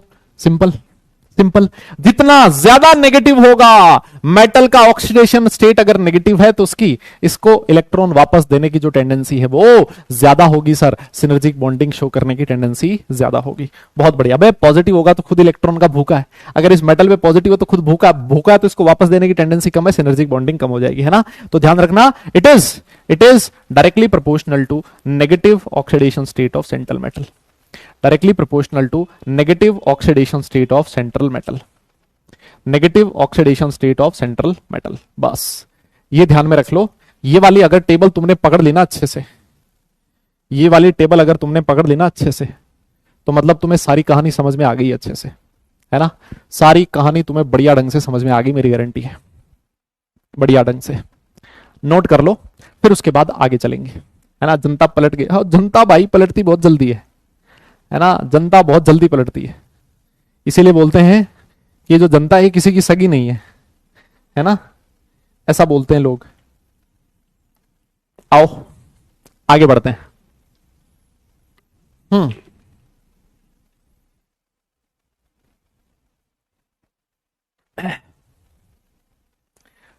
आगे चले।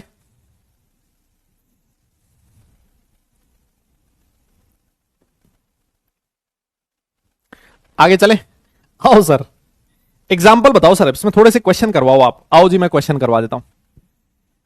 आपके सामने मैंने 3 कॉम्प्लेक्स लिखे हैं, VCO6 माइनस, है ना, CrCO6 और MnCO6 प्लस, है ना। ये कॉम्प्लेक्स लिख दिए ABC, है ना। सबसे पहला जो आपको इसमें बताना है, यस सबसे पहले जो आपको बताना है वो पहला क्वेश्चन ये है कि बताइए metal carbon order of metal carbon bond किस में ज्यादा होगा, है ना। मेटल कार्बन बॉन्ड ऑर्डर बताना है, इसका आपको ऑर्डर बताना है। दूसरा आपको यह बताना है कार्बन ऑक्सीजन बॉन्ड ऑर्डर वो किसमें सबसे ज्यादा होगा। तीसरा आपको यह बताना है मेटल कार्बन बॉन्ड लेंथ का ऑर्डर क्या होगा, यस। और चौथा आपको यह बताना है कार्बन ऑक्सीजन बॉन्ड लेंथ का ऑर्डर क्या होगा। ये चारों चीज अगर आपने बता दी, इसका मतलब आपको जो चीज मैंने समझाई है वो समझ में आ गई है बढ़िया से, है ना। हाँ बताओ, देखिए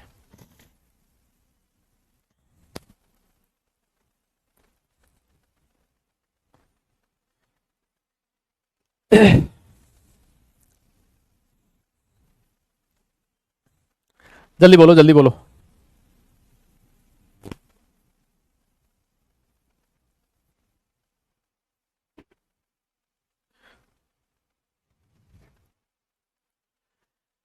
हो गया, हो जाना चाहिए मेरे हिसाब से अब तक तो। सर देखो यहां मेटल का ऑक्सीडेशन स्टेट नेगेटिव है, इसका मतलब इसमें जो सिनर्जिक बॉन्डिंग है वो सबसे मैक्सिमम है। सर इसमें जो सिनर्जिक बॉन्डिंग है वो सबसे मिनिमम है। तो अगर सुनो सिनर्जिक बॉन्डिंग इसमें मैक्सिमम है, इसका मतलब कार्बन को वापस इलेक्ट्रॉन सबसे ज्यादा मिल रहा है। कार्बन को जितना ज्यादा इलेक्ट्रॉन मिलेगा, अभी हम लोगों ने लिखा सिनर्जिक बॉन्डिंग जितनी ज्यादा होगी कार्बन ऑक्सीजन बॉन्ड उतना ही वीक होगा, कार्बन ऑक्सीजन बॉन्ड उतना ही वीक होगा, कार्बन ऑक्सीजन बॉन्ड उतना ही वीक होगा। इसका मतलब ये जो ऑर्डर मिलेगा वो ABC मिलेगा। नहीं MC बॉर्डर पूछा है ना, अच्छा ये वाला ऑर्डर आएगा ABC। Carbon oxygen bond order उतना ही कम हो जाएगा। दूसरा है मेटल कार्बन बॉन्ड ऑर्डर, ये तो बढ़ेगा। जितना ज्यादा सिनर्जिक बॉन्डिंग होगा हमारा मेटल और कार्बन का बॉन्ड ऑर्डर उतना ही ज्यादा होगा, वो बॉन्ड उतना ही स्ट्रांग बनेगा। मेटल कार्बन बॉन्ड की बॉन्ड लेंथ बतानी है तो ये जस्ट ऑपोजिट हो जाएगा, और कार्बन ऑक्सीजन बॉन्ड की बॉन्ड लेंथ बतानी है तो ये ऑर्डर होने वाला है। बताओ क्लियर है, समझ में आया क्या?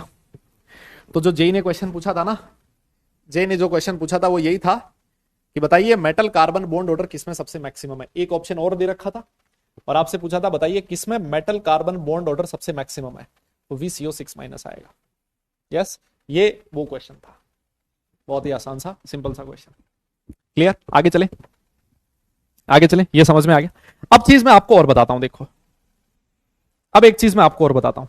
यहां पर जो कार्बन है वो क्या कर रहा है, इलेक्ट्रॉन एक्सेप्ट कर रहा है वापस किससे, इलेक्ट्रॉन एक्सेप्ट कर रहा है किससे, मेटल से।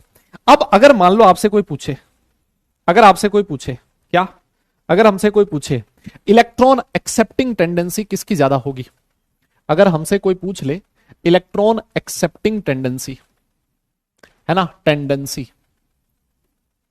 टेंडेंसी किसकी ज्यादा है, वापस इलेक्ट्रॉन एक्सेप्ट करने की टेंडेंसी किसकी ज्यादा है, और आपके सामने लिख दिया, एक लिख दिया PF3, एक लिखा है CO, एक लिखा है PCl3 और एक लिखा है PBr3। ठीक है ना, इसमें आपको ऑर्डर बताना है किसकी इलेक्ट्रॉन एक्सेप्ट करने की टेंडेंसी सबसे ज्यादा है। तो PF3 का इलेक्ट्रॉन एक्सेप्ट करने का टेंडेंसी ज्यादा है, फिर CO, फिर PCl3 और फिर PBr3, है ना। ये ऑर्डर होता है, ये ऑर्डर होता है। कुछ लोग ऐसा लिखते हैं कि PF3 और CO का लगभग सेम होता है, लेकिन कुछ लोग लिखते हैं कि PF3 का ज्यादा होता है ना। ये ऑर्डर ऐसा है जो मैं चाहता हूं आप लोग याद रखें, है ना। ये ऑर्डर ऐसा है जो आप लोग याद रखें। देखो मेंस का जो क्वेश्चन है ना, जेई मेंस का क्वेश्चन यहीं तक खत्म हो गया, जेई मेंस का क्वेश्चन यहीं पर खत्म हो गया। अब जो भी चीज आ रही है वो यूं मानो एडवांस के लिए हम लोग पढ़ रहे हैं। अब अगर मान लो यहीं पर आपसे कंपैरिजन करवाए PF3 ट्राइफिनाइल फॉस्फीन और PH3 में, तो इनमें जो ऑर्डर होता है वो ये होता है ना। दो अलग ऑर्डर है, आप दोनों अलग ऑर्डर को याद रखिए। इलेक्ट्रॉन एक्सेप्ट करने की जो टेंडेंसी होती है वो ये ऑर्डर को फॉलो करती है, ठीक है। अब इसका जो रीजन है, मतलब अब मुझे पता था आप लोग रीजन पूछोगे, है ना। देखो रीजन बहुत ही आसान है, रीजन बहुत ही आसान है, रीजन बहुत ही आसान है। देखो ये है फॉस्फोरस और इसके साथ लगे हुए हैं 3 फ्लोरीन, सुनना, ये है फॉस्फोरस और 3 फ्लोरीन। भाई फ्लोरीन जो है ना पूरी पीरियोडिक टेबल का बाप है इलेक्ट्रॉन नेगेटिविटी में। फ्लोरीन सबसे ज्यादा इलेक्ट्रॉन खींचता है, इस पे पार्शियल नेगेटिव सबसे ज्यादा, इस पे पार्शियल पॉजिटिव।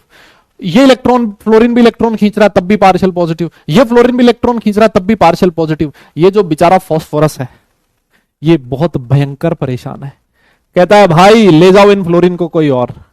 मैं बहुत ज्यादा परेशान हो गया हूं इन सब से, मेरे ऊपर पार्शियल पॉजिटिव चार्ज की डेंसिटी बहुत भयंकर है और इसी वजह से मुझे किसी से इलेक्ट्रॉन चाहिए, कोई मुझे इलेक्ट्रॉन दे दो। क्यों? क्योंकि मेरे इलेक्ट्रॉन कौन ले गए? फ्लोरीन ले गए। तो इसी वजह से PF3 का इलेक्ट्रॉन एक्सेप्टिंग टेंडेंसी सबसे ज्यादा होता है ना। PF3 बहुत आराम से इलेक्ट्रॉन एक्सेप्ट कर लेता है, ठीक है ना।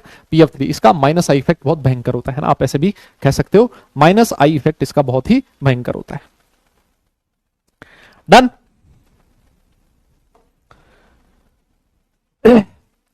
यस तो सर इस चीज पे कैसे, हाँ कर्ज में डूबा भाई, कर्ज में डूबा हुआ है सर, इस चीज पे क्वेश्चन कैसे पूछा जा सकता है। मान लो आपसे इस पे क्वेश्चन बताऊं कैसे पूछेगा, ऐसे क्वेश्चन पूछ लेगा आपसे कि लेट से आपसे क्वेश्चन पूछा है कि if the carbon oxygen bond length, ऐसे क्वेश्चन पूछेगा if the carbon oxygen bond length in CO is x, है ना, नहीं इन CO इज कितने मान ले, A मान लेते हैं ना। CO6 में carbon oxygen bond length A है, then find carbon oxygen bond length in, है ना, कंपैरिजन करने को बोला आपसे, है ना, इन कंपैरिजन करने को बोला। तो बहुत प्यारा क्वेश्चन है, समझ में आएगा तुम्हें। सबसे पहले दिया है यहां पर नॉर्मल CO, दूसरा तुम्हें दे दिया, अभी हमने किया ही था एक क्वेश्चन, VCO6 माइनस, है ना, तीसरा दे दिया MnCO6 प्लस, एक दे दिया देखो ऐसे, एक दे दिया ऐसे कि यहां दे दिया CrCO3 PF3 ऐसे दे दिया, CrCO3 PF3 ऐसे दे दिया। यस, और बताओ, एक और देखना, एक और लिख देते हैं, ऐसे लिख दिया CrCO5 PCl3 ऐसे दे दिया, डन। और एक जो था वो ऐसे दे दिया आपको, कैसे, एक ऐसे दे दिया, लेट से COBF3 ऐसे ऐसे दे दिया। अब आपको कंपैरिजन करना है, फटाफट से कंपैरिजन करके बता दो, फटाफट से कंपैरिजन करके बता दो।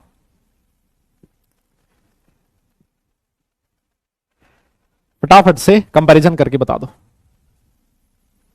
यस, दिमाग लगाना इसमें खुद से। हाँ, ये मैं, कोई कह रहा सर इतना स्लो क्यों पढ़ा रहे हो, भाई ये स्लो इसलिए पढ़ा रहा हूं क्योंकि थोड़ा सा भी तेज बढ़ा ना मैं, निपट जाओगे, है ना, निपट जाओगे इतने में। बताओ जल्दी से। हाँ जी, देखो सर, ये जो CrCO6 है, इसमें बॉन्ड लेंथ दे रखी है A, तो CO में क्या होगा? अगर मैं आपसे CO का बॉन्ड ऑर्डर पूछूं, अगर मैं आपसे CO का बॉन्ड ऑर्डर पूछूं, तो यहां पर बॉन्ड ऑर्डर डिक्रीज करता था, याद है, कार्बोनाइल्स में बॉन्ड ऑर्डर डिक्रीज करता है। सर यहां जो CO है, इसमें बॉन्ड ऑर्डर ज्यादा होगा इसके कंपैरिजन में। सिनर्जिक बॉन्डिंग से carbon oxygen bond order decrease करता है, और अगर बॉन्ड ऑर्डर की बात करें तो यहां ज्यादा है, बॉन्ड ऑर्डर अगर यहां ज्यादा है तो यहां जो बॉन्ड लेंथ होगी वो कम आएगी, लेस देन A आएगी। क्या ये बात सही है?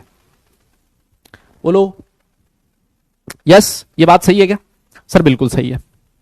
एक चीज और देखो, इसमें और इसमें अगर मैं कंपैरिजन करूं तो कहां सिनर्जिक बॉन्डिंग ज्यादा है? सर नेगेटिव चार्ज आ रहा है मेटल पे, मतलब यहां सिनर्जिक बॉन्डिंग ज्यादा है।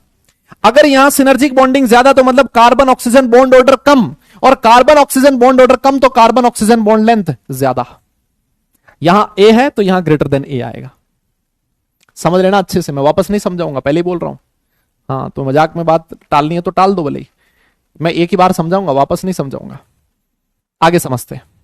फिर आपका आया एक ऐसा कंपाउंड जिसमें पॉजिटिव चार्ज है Mn पे। सर जितना ज्यादा पॉजिटिव चार्ज होगा, आपकी बैक बॉन्डिंग, जो आपका सिनर्जिक बॉन्डिंग है, उतना ही कम होगा। यहां सिनर्जिक बॉन्डिंग ज्यादा है, यहां सिनर्जिक बॉन्डिंग कम है। जितनी कम सिनर्जिक बॉन्डिंग आपका कार्बन ऑक्सीजन बॉन्ड ऑर्डर उतना ही ज्यादा, और बॉन्ड ऑर्डर ज्यादा तो bond length come, less than A। ये 2 एग्जांपल ऐसे हैं, 3 एग्जांपल जिसको करने में आपको मजा आएगा, है ना, जिसको करने में आपको मजा आएगा। देखो यहां सर CrCO6 CO3 और PF3 है, PF3 भी 3 है ना, PF3 भी 3 है। इसको समझना अच्छे से। सर जो बैक बॉन्डिंग है, वापस जो इलेक्ट्रॉन लेना है वो कौन ज्यादा लेगा? CO ज्यादा लेगा या PF3 ज्यादा लेगा? अभी हम लोगों ने लिख दिया था CO से ज्यादा इलेक्ट्रॉन एक्सेप्टिंग टेंडेंसी किसकी होती है? PF3 की होती है। तो जब क्रोमियम वापस इलेक्ट्रॉन देगा तो मैक्सिमम इलेक्ट्रॉन कौन ले जाएगा? PF3 ले जाएगा। सर इस वाले CO को इलेक्ट्रॉन कम मिलेंगे, मतलब CO के साथ जो सिनर्जिक बॉन्डिंग है वो कम होगी। क्या इस बात को समझ गए क्या तुम? दादा ये बोलना पड़ेगा, यस ये चीज आपको समझनी पड़ेगी। क्या तुमने ये बात पकड़ ली क्या? ज्यादा सिनर्जिक बॉन्डिंग किसके साथ होगी? PF3 के साथ, क्योंकि PF3 की इलेक्ट्रॉन एक्सेप्टिंग टेंडेंसी ज्यादा है। अगर PF3 ज्यादा इलेक्ट्रॉन ले गया, इसका मतलब कार्बन CO के साथ सिनर्जिक बॉन्डिंग कम, तो CO बॉन्ड ऑर्डर ज्यादा तो बॉन्ड लेंथ कम। मजा आ गया, लेस देन A। खत्म होगी कहानी। बताओ क्या ये बात सही है? तो इस वाले केस में उल्टा हो जाएगा। सर PCl3 3 है यहां बेटा, PCl3 हाँ एक ही है, सॉरी 5 दे रखा है ना, तो ये PCl3 एक ही है। सर यहां PCl3 का electron accepting tendency, sir PCl3 का इलेक्ट्रॉन एक्सेप्टिंग टेंडेंसी कम है CO के कंपैरिजन में। तो सर आज जो क्रोमियम इलेक्ट्रॉन वापस देगा वो ज्यादातर किसके पास जाएंगे? वो ज्यादातर जाएंगे CO के पास। यस, अगर ज्यादा इलेक्ट्रॉन CO के पास जाएंगे तो तुम समझ ही चुके हो क्या होने वाला है। ज्यादा इलेक्ट्रॉन अगर CO के पास जाएंगे, इसका मतलब जो कार्बन ऑक्सीजन बॉन्ड ऑर्डर है वो कम हो जाएगा, और कार्बन ऑक्सीजन बॉन्ड ऑर्डर कम हो गया तो बॉन्ड लेंथ बढ़ जाएगी। क्लियर? ये वाला जो क्वेश्चन है, ये वाला क्वेश्चन आपके उसमें दिया हुआ है, डीपीपी में दिया हुआ। बेटा डीपीपी मिलेगी, आज मिल जाएगी आपको, है ना। ये वाला क्वेश्चन आपका डीपीपी में दिया हुआ। देखो इसमें क्या होगा, ये बोरोन है, फ्लोरीन ना। बोरोन जो होता है, इसका इलेक्ट्रॉन जो होता है ऐसे मैं कह सकता हूं कि भाई BF3 में इलेक्ट्रॉन डेफिशिएंट होता है ना, इसका ऑक्टेट कंप्लीट नहीं होता, तो इसको इलेक्ट्रॉन की रिक्वायरमेंट होती है, और वो इलेक्ट्रॉन कौन देता है, इसको कार्बन देता है। कार्बन इसको इलेक्ट्रॉन देगा, इस पे पॉजिटिव आएगा, इस पे नेगेटिव आएगा। यस, इसमें कार्बन इसको इलेक्ट्रॉन दे रहा है, क्या वापस ले पाएगा क्या ये? क्या इसमें वापस लेना होगा क्या? दे तो दिया, ये तो बात सही है। क्या ये वापस ले पाएगा कैसे इलेक्ट्रॉन? सर लेगा कहां से? वापस लेना नहीं हो पाएगा, क्योंकि इसके पास, बोरोन के पास कोई फील्ड ऑर्बिटल प्रेजेंट नहीं है जिसमें इलेक्ट्रॉन पेयर रखा हुआ हो, नहीं है ना, सारे इलेक्ट्रॉन तो इसने बॉन्ड फॉर्मेशन में काम में ले रखे हैं। तो सर इसमें सिर्फ क्या होगा, देना होगा, लेना नहीं होगा। सर इसमें कोई सिनर्जिक बॉन्डिंग होगी नहीं। यस, मैं कह सकता हूं क्या सर इसमें कोई सिनर्जिक बॉन्डिंग नहीं है? यस, अगर सिनर्जिक बॉन्डिंग नहीं है, सिनर्जिक बॉन्डिंग नहीं है, तो ऐसा करने से वापस कार्बन को इलेक्ट्रॉन मिलेगा नहीं, कार्बन को इलेक्ट्रॉन मिलेगा नहीं, तो कार्बन ऑक्सीजन बॉन्ड ऑर्डर जो होगा वो बढ़ेगा ही, उसकी बॉन्ड ऑर्डर पे कोई फर्क नहीं पड़ेगा, बॉन्ड ऑर्डर जितना था उतना ही है, और इसका मतलब ये हुआ इसमें जो बॉन्ड एनर्जी है वो कम नहीं होगी, लेस देन ए हो जाएगी। यस, है ना, तो मेरे हिसाब से कोई दिक्कत नहीं। बताइए क्लियर है क्या यहां तक?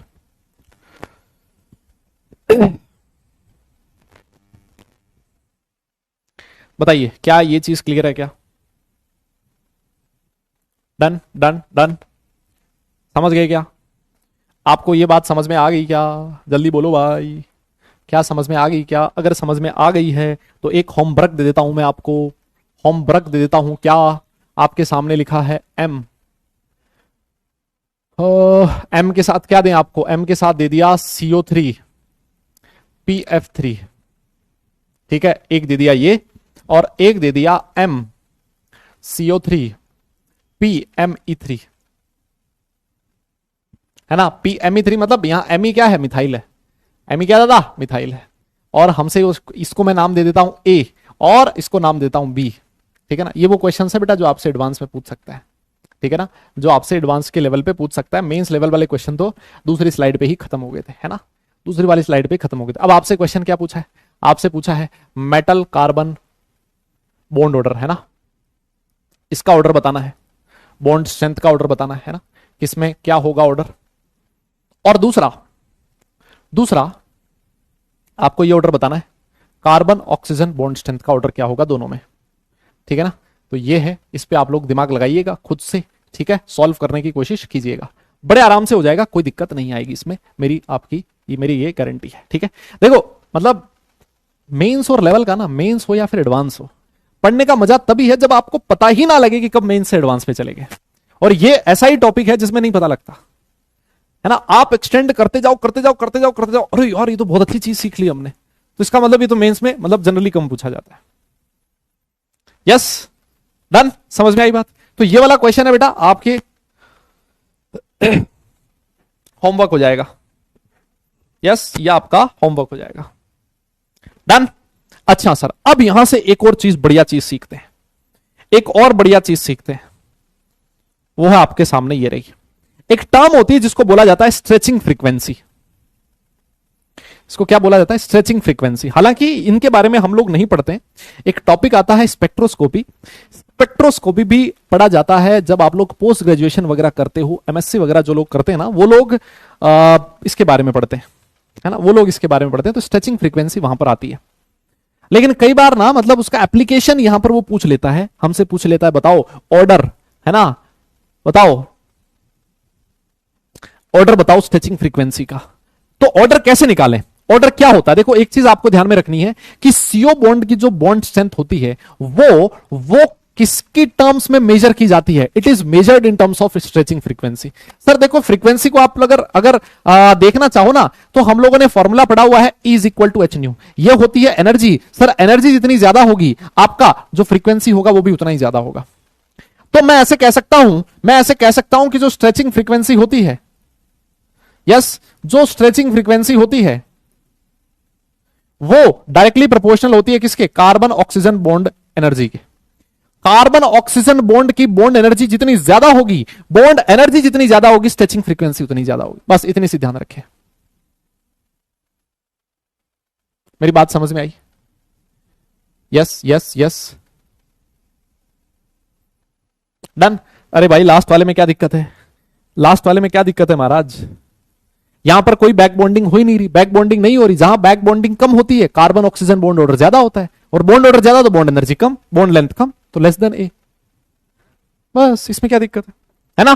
तो जहां पर सर मैं ऐसे कह सकता हूं, आप लोग बोलोगे स्ट्रेचिंग फ्रीक्वेंसी जो होगा वो डायरेक्टली प्रोपोर्शनल होगा किसके, कार्बन ऑक्सीजन बॉन्ड ऑर्डर के, या फिर बॉन्ड एनर्जी के, है ना। बॉन्ड ऑर्डर कह दो या फिर बॉन्ड एनर्जी कह दो, एक ही बात है। और इसको मैं इनवर्सली प्रोपोर्शनल लिख सकता हूं कार्बन ऑक्सीजन बॉन्ड लेंथ के, कार्बन ऑक्सीजन बॉन्ड लेंथ के। समझ में आ गई मेरी बात, समझ में आ गई मेरी बात, बोलिए समझ में आ गई मेरी बात। तो बस बॉन्ड एनर्जी का ऑर्डर आपने निकाल लिया, तो फिर तो बॉन्ड लेंथ का ऑर्डर आपको निकालने से कोई भी नहीं रोक सकता, स्ट्रेचिंग फ्रीक्वेंसी का ऑर्डर निकालने से कोई भी नहीं रोक सकता।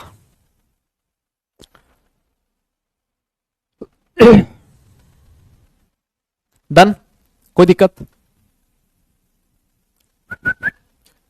हाँ जी, कोई दिक्कत है क्या? नहीं है ना। तो देखो, अगर मान लो एक मैं छोटा सा क्वेश्चन दे दूं, अगर मैं आपसे, अच्छा स्ट्रेचिंग फ्रीक्वेंसी जो होती है ना वो किस में मापी जाती है, सेंटीमीटर इनवर्स में। इसका यूनिट आप लोग ध्यान रख लेना, सेंटीमीटर इनवर्स, या फिर इसको वेव नंबर भी हम लोग कह सकते हैं, बिकॉज वेव नंबर जो होता है 1/λ होता है, ठीक है ना। हाँ, अब देखो, मान लेते हैं एक आपके सामने लिखा है CO, सिर्फ लिखा है CO, एक लिखा है CrCO6, है ना, और यह है X, यह है A और यह है B।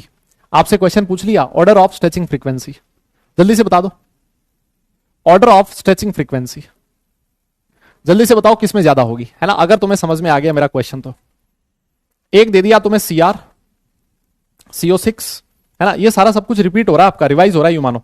एक दे दिया VCO6 माइनस, है ना, और एक दे दिया आपको MnCO6 प्लस। यह है A, यह है B, यह है C। बताइए ऑर्डर ऑफ स्ट्रेचिंग फ्रीक्वेंसी, बताइए ऑर्डर ऑफ स्ट्रेचिंग फ्रीक्वेंसी। ठीक है, एक और क्वेश्चन दे देता हूं, और देखो, आओ एक चीज और देखो, वही जो अभी क्वेश्चन दिया था ना, एक NiCO4, है ना, एक ये दे दिया, एक दे दिया NiCO3, और इसके साथ दे दिया PF3, एक दे दिया NiCO3 PH3, है ना। यह है A, यह है B और यह है C, और हमसे पूछ लिया order of stretching frequency, order of stretching frequency. ठीक है, इसका ऑर्डर निकाल लोगे क्या सारे लोग? हैं जी, बोलो महाराज, निकाल लोगे क्या? तो फिर निकालना इसको घर पे, होमवर्क करना इसको, क्या करना है, होमवर्क करना है ना, क्या करना है, होमवर्क करना है। इससे आपका जो भी पूरा मेटल कार्बोनाइल है, ये पूरा मेटल कार्बोनाइल रिवाइज हो जाएगा अगर ये वाला क्वेश्चन आप करोगे तो, है ना। पूरा मेटल कार्बोनाइल रिवाइज हो जाएगा अगर आप ये वाला क्वेश्चन करोगे तो। इसी वजह से ये वाला क्वेश्चन आपको होम वर्क में दिया गया है। यस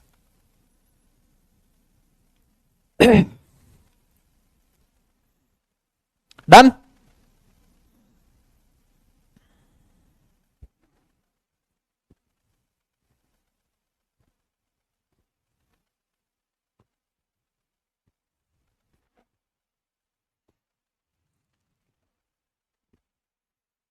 चले आगे चले, वेरी गुड। चलो एक छोटा सा चीज और है, एक छोटी सी चीज और है जो मैं आपको और समझाना चाहता हूं, है ना। एक छोटी सी चीज और है जो मैं आपको और समझाना चाहता हूं। आप बोलोगे सर समझा दो, समझाना चाह रहे हो तो समझा दो, फिर वेट क्यों कर रहे हो। देखो, आपने जी सॉल्ट का नाम सुना है क्या? फॉर्मूला बता दो जब सारे लोग फटाफट से। अरे 5-7 मिनट का टॉपिक है, खत्म हो जाएगा। ये 5-7 मिनट का टॉपिक है, खत्म हो जाएगा, है ना। कोई ब्रेक नहीं मिलेगा, और ब्रेक 1.5 घंटे क्लास होती है साला, उसमें ब्रेक चाहिए तुम्हें। आओ सर, क्या होता है फॉर्मूला? KPtCl3 η2C2H4। बोलो यही होता है क्या फॉर्मूला?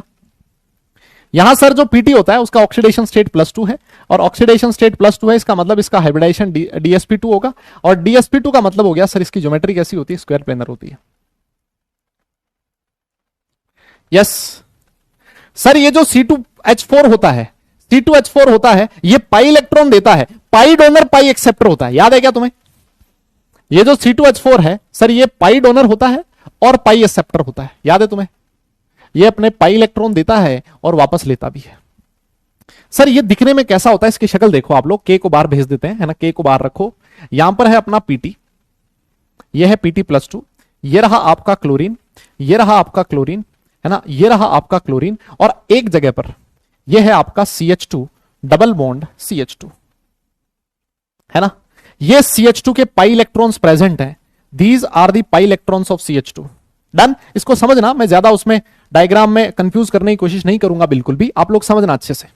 हाँ देखना बेटा, ये जो कार्बन है होता क्या है, ये अपने पाई इलेक्ट्रॉन, ये जो पाई इलेक्ट्रॉन डेंसिटी है ना, ये जो पाई इलेक्ट्रॉन डेंसिटी है, ये इस मेटल के वैकेंट ऑर्बिटल में दे रहा है, तो पाई डोनर है, ये क्या है दादा, पाई डोनर है, बिकॉज अपने पाई इलेक्ट्रॉन, देखो C2H4 में यही तो होता है सर, CH2 ऐसा ही तो होता है, इन कार्बन कार्बन के बीच सिंगल बॉन्ड है, और सर पाई इलेक्ट्रॉन की डेंसिटी जो है वो प्लेन से ऊपर और प्लेन के नीचे ऐसे पाई इलेक्ट्रॉन्स प्रेजेंट होते हैं, है ना, ऑर्गेनिक में पढ़ा है तुम लोगों ने, और हम लोगों ने ये केमिकल बॉन्डिंग में भी पढ़ा है, पाई इलेक्ट्रॉन जो डेंसिटी होती है वो ऊपर और नीचे होती है प्लेन के।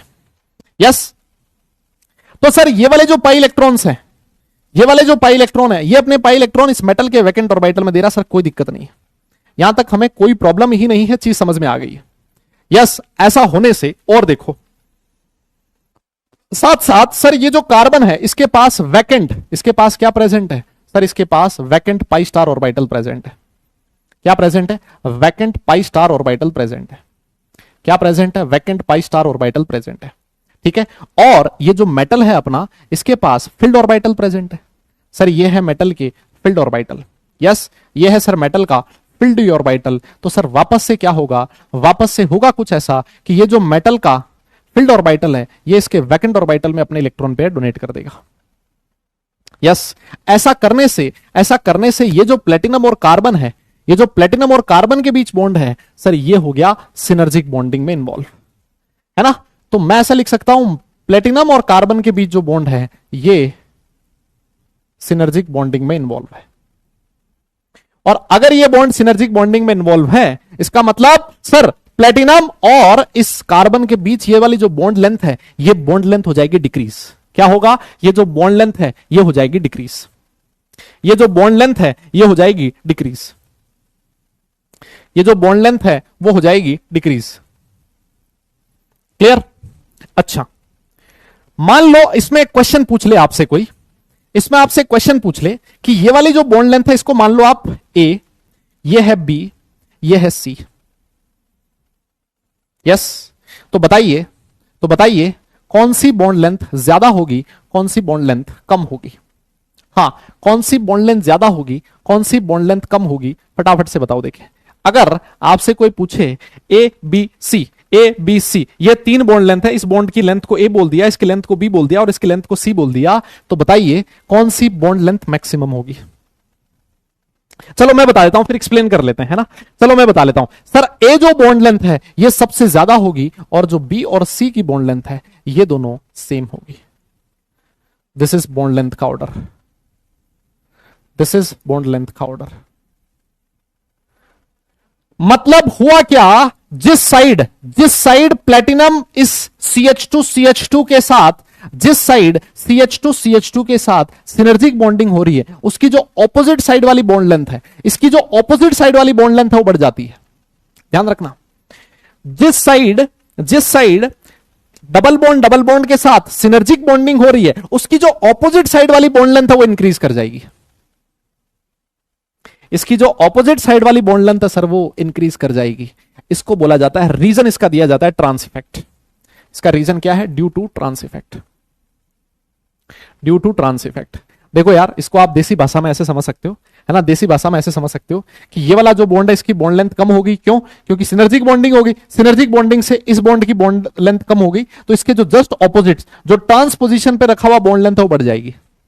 यूं मानो आप, ऐसे समझ लो, ये वाला बॉन्ड लेंथ कम हो गया बिकॉज ऑफ सिनर्जिक बॉन्डिंग, तो ये वाली बॉन्ड लेंथ बढ़ गई because of trans effect, trans position पे रखा हुआ। हाँ, जैसे सीओ में होता था ना, लगभग वैसा ही हो रहा है, जैसे सीओ में होता था ना, लगभग वैसा ही हो रहा है। तो अगर मैं आपको समझा दूं ना, अगर मैं आपको समझाऊं कि भाई ट्रांस इफेक्ट क्या होता है, सुनना मेरी बात, ट्रांस इफेक्ट क्या होता है, बहुत ही सिंपल शब्दों में अगर मैं समझाऊं आपको, तो जैसे मान लो ये है मेटल, एक है लिगेंड एल, एक लिगेंड है एल डैश, या L1 लिख देते हैं, है ना, एल डैश लिख देते हैं, चलो, है ना। या फिर ऐसे लिख दो, यह है लिगेंड ए, यह है लिगेंड बी। ठीक है, ये वाला जो लिगेंड ए है, ये वाला जो लिगेंड ए है, इसके साथ मेटल जो है वो क्या कर रहा है, सिनर्जिक बॉन्डिंग कर रहा है। इसके साथ क्या कर रहा है, सिनर्जिक बॉन्डिंग कर रहा है। तो अगर इसके साथ सिनर्जिक बॉन्डिंग हो रहा है तो इसके जो जस्ट ट्रांस पे लगा हुआ लिगेंड होगा, उसका मेटल के साथ ये वाली जो बॉन्ड लेंथ है, bond length higher than expected, bond length higher than expected. जितना आपने सोचा है उससे ज्यादा होती है bond length, this is trans effect. बस इतना सा। अगर एक साइड सिनर्जिक बॉन्डिंग हो रही है, इसका मतलब यह है कि ये अच्छा इलेक्ट्रॉन एक्सेप्टर है ना, ये क्या है, अच्छा इलेक्ट्रॉन एक्सेप्टर है। भाई सिनर्जिक बॉन्डिंग के लिए तो वापस इलेक्ट्रॉन एक्सेप्ट करेगा ना, तो अगर एक साइड अच्छा इलेक्ट्रॉन एक्सेप्टर लगा हुआ हो तो उस साइड वाला बॉन्ड एनर्जी कम हो जाता है, बॉन्ड लेंथ कम हो जाता है, दूसरी साइड वाली जो बॉन्ड लेंथ है वो हायर देन एक्सपेक्टेड होती है। दैट इज नोन एज क्या, trans effect. That is known as trans effect. Done, clear, hello hello hello, है ना। तो आप बस ये चीज ध्यान में रखें कि ये वाली बॉन्ड लेंथ का ऑर्डर आता है। अच्छा एक चीज मुझे और बताओ, लास्ट जो चीज मैं आपसे पूछने जा रहा हूं, ये जो कार्बन इसका हाइब्रिडाइजेशन क्या है, आप बोलोगे सर sp2 है, और sp2 हाइब्रिडाइजेशन है मतलब इसकी ज्योमेट्री कैसी है, प्लेनर है ना, प्लेनर है। सर ये वाला जो प्लेटिनम है इसका हाइब्रिडाइजेशन dsp2 था, ये भी कैसा है, प्लेनर है। लेकिन ध्यान रखना, है ना, ध्यान रखना कि ये जो पीटी का प्लेन है, इस मॉलिक्यूल का जो प्लेन है, उसके परपेंडिकुलर होता है कार्बन डबल बॉन्ड कार्बन का प्लेन। क्या कह रहा हूं मैं, ये वाला जो प्लेन है वो इस मॉलिक्यूल के प्लेन के परपेंडिकुलर होता है। जैसे मान लो पीटी का हाइब्रिडाइजेशन dsp2 था, तो मान लेते हैं ये प्लेनर ऐसा है ना, ऐसा है। ये मॉलिक्यूल का जो प्लेन है वो ये वाला है। लास्ट चीज समझ लो, जो मॉलिक्यूल का प्लेन है वो ये वाला है, तो ये जो कार्बन डबल बॉन्ड कार्बन जो मतलब जो इथाइन होगा, उसका प्लेन इसके परपेंडिकुलर होगा, ऐसे ऐसे होगा। ऐसे ओवरलैपिंग होती है, ऐसे नहीं होती, इस बात को ध्यान रखना। यस, ऐसे ओवरलैपिंग नहीं होती, ऐसे होती है। जो कार्बन डबल बॉन्ड कार्बन का प्लेन है वो इस स्क्वायर प्लेनर के परपेंडिकुलर होगा।